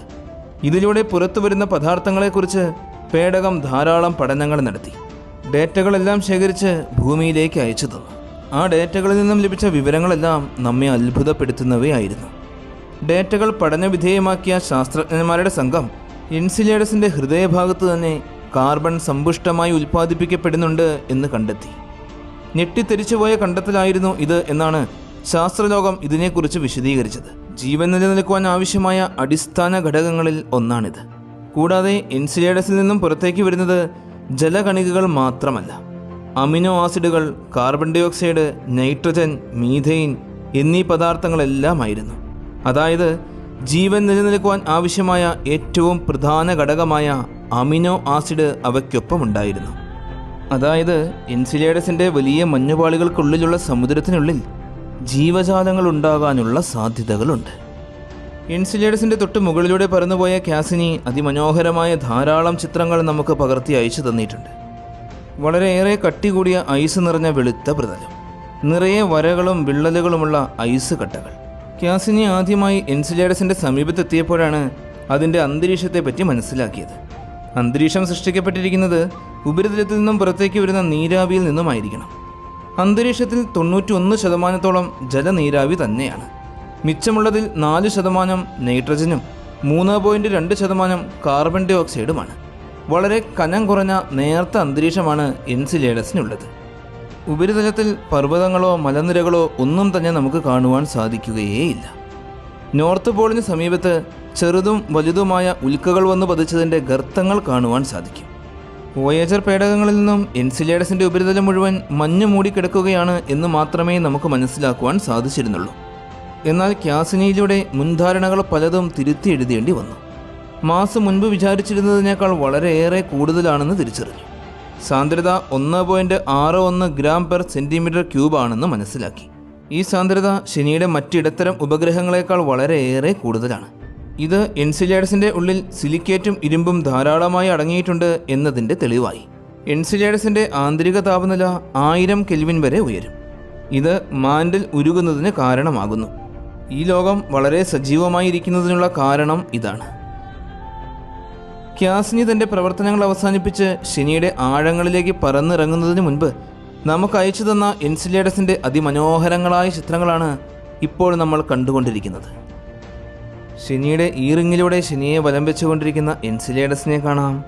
അതിമനോഹരമായ എൻസിലേഡസിൻ്റെ ഉപരിതലം കാണാം. ഉപരിതലത്തിലുള്ള വിള്ളലുകളെല്ലാം വളരെ വ്യക്തമായി തന്നെ കാണാം. എത്ര മനോഹരമായ ചിത്രങ്ങളാണ് ക്യാസിനി നമുക്ക് അയച്ചു തന്നത് അല്ലേ? ഒരുപാട് വർഷക്കാലത്തോളം ശനിക്ക് ചുറ്റിലും സഞ്ചരിച്ച് ശനിയെക്കുറിച്ചും ഉപഗ്രഹങ്ങളെക്കുറിച്ചും ശനിയുടെ വലയങ്ങളെക്കുറിച്ചും എല്ലാം പഠിച്ച് ഇവയെല്ലാം നമുക്ക് പറഞ്ഞു തന്ന് അവസാനം 2017 സെപ്റ്റംബർ മാസം 15-ാം തീയതി ക്യാസിനി സാറ്റേണിൻ്റെ ഭാഗമായി മാറി. ശനിയെക്കുറിച്ച് ഇന്ന് നമുക്കറിയാവുന്ന സകല കാര്യങ്ങളും പറഞ്ഞു തന്നത് ക്യാസിനിയാണ്. ക്യാസിനിയെക്കുറിച്ച് വളരെ വിശദമായി തന്നെ ഇതിനു മുൻപ് മറ്റൊരു വീഡിയോയിൽ നമ്മൾ സംസാരിച്ചിട്ടുള്ളതാണ്. ആ വീഡിയോയുടെ ലിങ്ക് മുകളിൽ നൽകിയിട്ടുണ്ട്, ഡിസ്ക്രിപ്ഷനിലും നൽകിയിട്ടുണ്ട്. കാണാത്തവർ തീർച്ചയായും കാണണം. ഭൂമി കൂടാതെ ഇത്തരത്തിൽ ജീവൻ നിലനിൽക്കുവാൻ ആവശ്യമായ എല്ലാ സാഹചര്യങ്ങളും ചേർന്ന മറ്റൊരു ലോകം അത് എൻസിലേഡസ് ആണ്. ചൊവ്വയിൽ നിന്നും ലഭിച്ച തെളിവുകളെക്കാളും വളരെ വ്യക്തമായ ജീവൻ്റെ സാധ്യതകളുടെ തെളിവുകൾ ക്യാസിനി നമുക്ക് അയച്ചു തന്നിട്ടുണ്ട്. നേച്ചർ എന്ന ജേണലിൽ ഇതുമായി ബന്ധപ്പെട്ട് നടത്തിയ പഠനങ്ങളുടെ എല്ലാ റിസൾട്ടുകളും പ്രസിദ്ധീകരിച്ചിട്ടുമുണ്ട്. സൂര്യനിൽ നിന്നും ഏകദേശം 10 ആസ്ട്രോണമിക്കൽ യൂണിറ്റ് അകലത്തിലൂടെയാണ് ടൈറ്റൻ സൗരയൂഥത്തിലെ രണ്ടാമത്തെ വലിയ ഗ്രഹമായ ശനിയെ ഭ്രമണം ചെയ്തുകൊണ്ടിരിക്കുന്നത്. 10 ആസ്ട്രോണമിക്കൽ യൂണിറ്റ് എന്നാൽ സൂര്യനും ഭൂമിയും തമ്മിലുള്ള അകലത്തിൻ്റെ 10 ഇരട്ടി ദൂരം. ശനിയുടെ മധ്യഭാഗത്തു നിന്നും 12 ലക്ഷം കിലോമീറ്റർ അകലത്തിലുള്ള വൃത്താകൃതിയായ ഭ്രമണപഥത്തിലൂടെയാണ് ടൈറ്റൻ ശനിയെ വലം വയ്ക്കുന്നത്. ഒരു തവണ ശനിയെ വലം വയ്ക്കുന്നതിന് ടൈറ്റന് വേണ്ടി വരിക ഭൂമിയിലെ 16 ദിവസങ്ങളാണ്. ശനിയുടെ ഏറ്റവും വലിയ ഉപഗ്രഹമായ ഈ ടൈറ്റൻ സാറ്റേണുമായി ടൈഡലി ലോക്ക്ഡ് ആയ അവസ്ഥയിലാണ്. അതുകൊണ്ട് തന്നെ സാറ്റേണിനെ ഒരു വട്ടം വലം വയ്ക്കുന്നതിനും ടൈറ്റന് സ്വന്തം അച്ചുതണ്ടിൽ ഒരു തവണ കറങ്ങുന്നതിനും ഒരേ കാലയളവാണ് വേണ്ടിവരുന്നത്.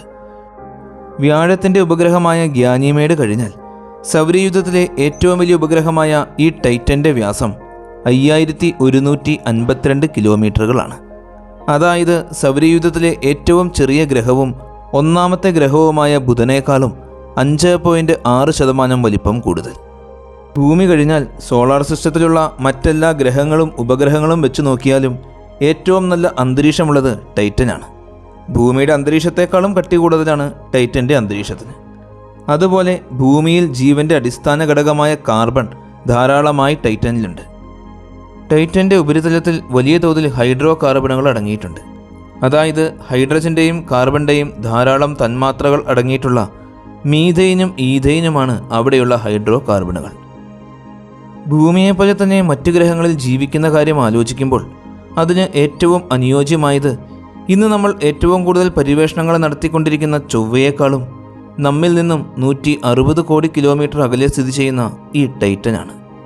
കാരണം സൂര്യൻ്റെ മാരക കിരണങ്ങളിൽ നിന്നും നമ്മെ രക്ഷപ്പെടുത്തുന്നതും നമുക്ക് ജീവശ്വാസം നൽകുന്നതും ഭൂമിയുടെ അന്തരീക്ഷമാണ് എന്ന് നമുക്കറിയാം.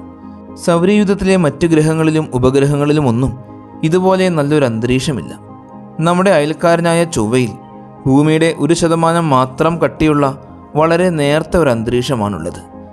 സൂര്യനിൽ നിന്നും വരുന്ന അതിമാരക കിരണങ്ങളിൽ നിന്നും നമ്മെ രക്ഷപ്പെടുത്തുവാൻ ഈ അന്തരീക്ഷത്തിന് ഒരിക്കലും സാധിക്കുകയില്ല.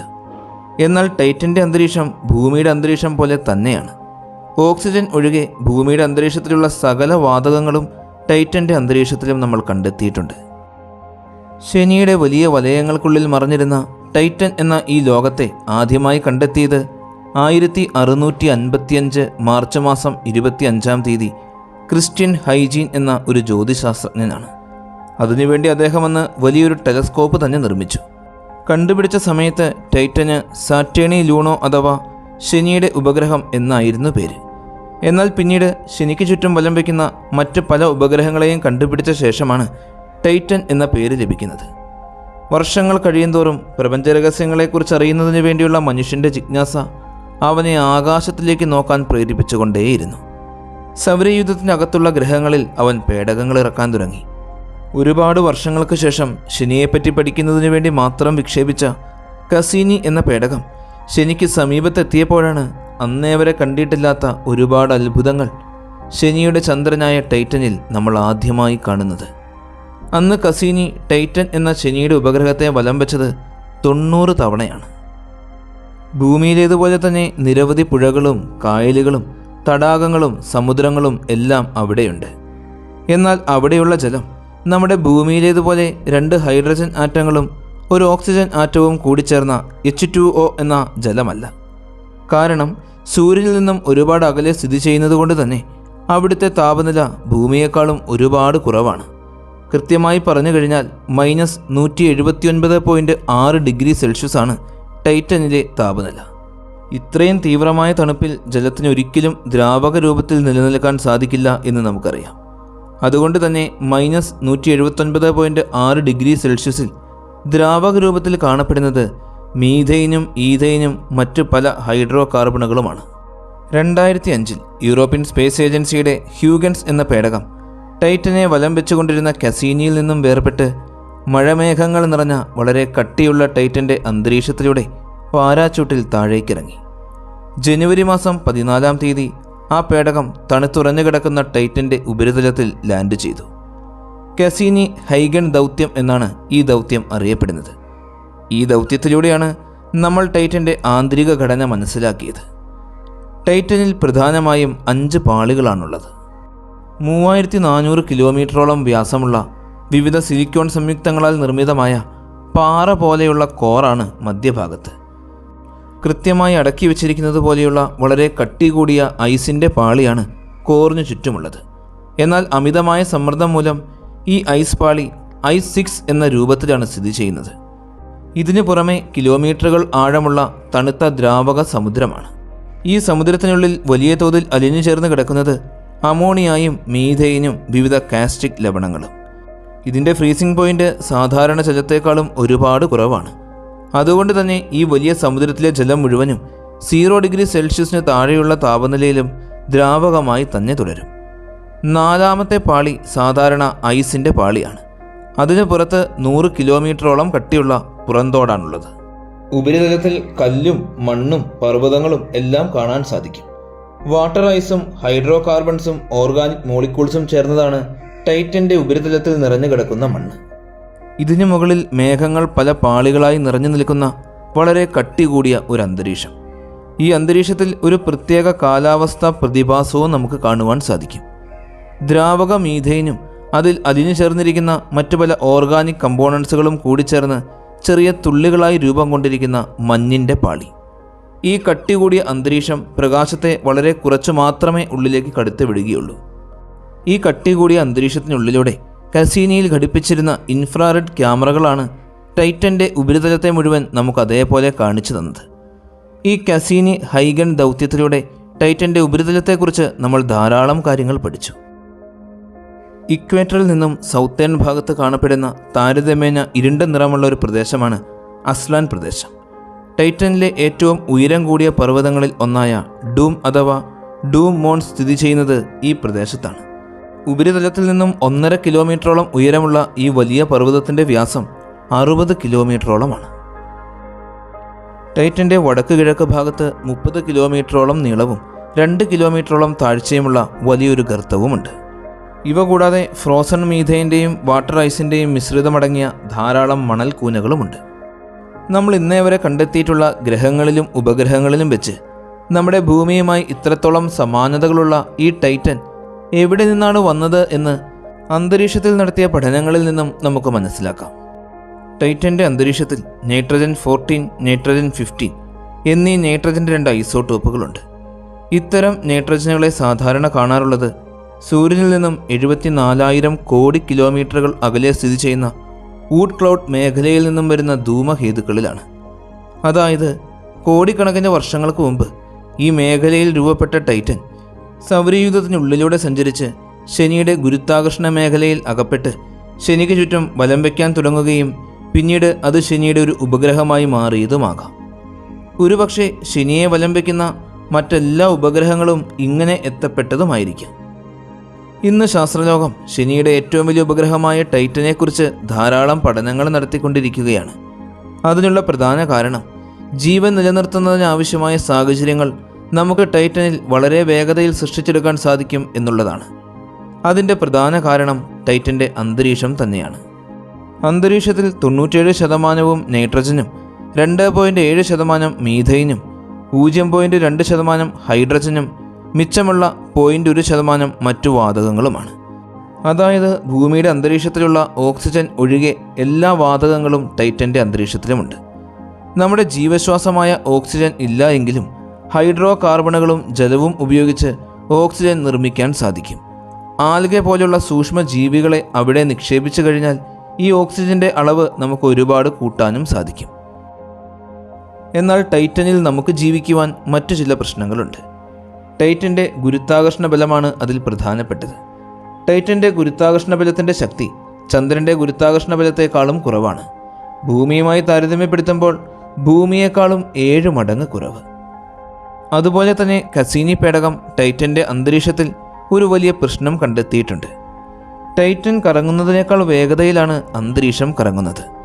ഭൂമിയേക്കാൾ ഒരുപാട് കട്ടി കൂടിയ അന്തരീക്ഷമായതുകൊണ്ട് തന്നെ ടൈറ്റൻ്റെ അന്തരീക്ഷ സമ്മർദ്ദവും കൂടുതലായിരിക്കും. ഭൂമിയുമായി താരതമ്യപ്പെടുത്തി നോക്കുമ്പോൾ ഭൂമിയേക്കാളും 50% കൂടുതലാണ് ടൈറ്റൻ്റെ അന്തരീക്ഷ സമ്മർദ്ദം, 1.45 ATM. മാത്രമല്ല ഈ അന്തരീക്ഷം പ്രകാശത്തെ വളരെ കുറച്ച് മാത്രമേ ഉള്ളിലേക്ക് കടത്തിവിടുകയുള്ളൂ. സൂര്യാസ്തമയ ശേഷം നമുക്ക് ലഭിക്കുന്ന പ്രകാശം പോലും ടൈറ്റനിൽ ലഭിക്കില്ല. അതുകൊണ്ട് തന്നെ ടൈറ്റനുള്ളിൽ പ്രകാശ സംശ്ലേഷണം നടക്കാനുള്ള സാധ്യതകൾ തീരെയില്ല. ഇത്രത്തോളം പ്രതികൂലങ്ങളുണ്ട് എങ്കിലും ടൈറ്റൻ്റെ ഉപരിതലത്തിൽ കാർബൺ അടങ്ങിയ വസ്തുക്കൾ ഉള്ളതുകൊണ്ട് തന്നെ ടൈറ്റനെ മറ്റൊരു ഭൂമിയാക്കി മാറ്റാൻ നമുക്ക് സാധിക്കും എന്നാണ് ശാസ്ത്രജ്ഞന്മാർ പറയുന്നത്. കസീനി ഹൈക്കൺ ദൗത്യം അവസാനിച്ചത് ഇതുപോലെ പല കാര്യങ്ങളും ബാക്കി നിർത്തിക്കൊണ്ടാണ്. എന്നാൽ ടൈറ്റനെക്കുറിച്ച് സകലതും പഠിക്കുന്നതിന് വേണ്ടി മാത്രം നാസ 7000 കോടി രൂപയിലും കൂടുതൽ മുടക്കി ഡ്രാഗൺ ഫ്ലൈ എന്ന റോബോട്ടിക് റോട്ടർ ക്രാഫ്റ്റ് വിക്ഷേപിക്കുന്നതിനുള്ള തയ്യാറെടുപ്പുകൾ നടത്തിക്കൊണ്ടിരിക്കുകയാണ്. 2028 ജൂലൈ മാസം വിക്ഷേപിക്കുന്നതിനു വേണ്ടിയാണ് ഇപ്പോൾ പദ്ധതി ഇട്ടിരിക്കുന്നത്. 7 വർഷക്കാലത്തെ നീണ്ട യാത്രയ്ക്കൊടുവിൽ 2034 പേടകം ടൈറ്റൻ്റെ ഉപരിതലത്തിൽ ലാൻഡ് ചെയ്യും. ടൈറ്റനെക്കുറിച്ച് ഇന്നേ വരെ അറിയാൻ സാധിച്ചിട്ടില്ലാത്ത ധാരാളം കാര്യങ്ങൾ ഈ ഒരു ദൗത്യത്തിലൂടെ നമുക്ക് അറിയാൻ കഴിയട്ടെ എന്ന് പ്രതീക്ഷിക്കാം. ഈ വീഡിയോ എല്ലാവർക്കും വളരെ ഇഷ്ടമായി എന്ന് വിശ്വസിക്കുന്നു. നിങ്ങളുടെ സപ്പോർട്ടുകളെല്ലാം കൂടെ ഉണ്ടാകണം. നല്ലൊരു വീഡിയോയുമായി അടുത്ത എപ്പിസോഡിൽ കാണാം.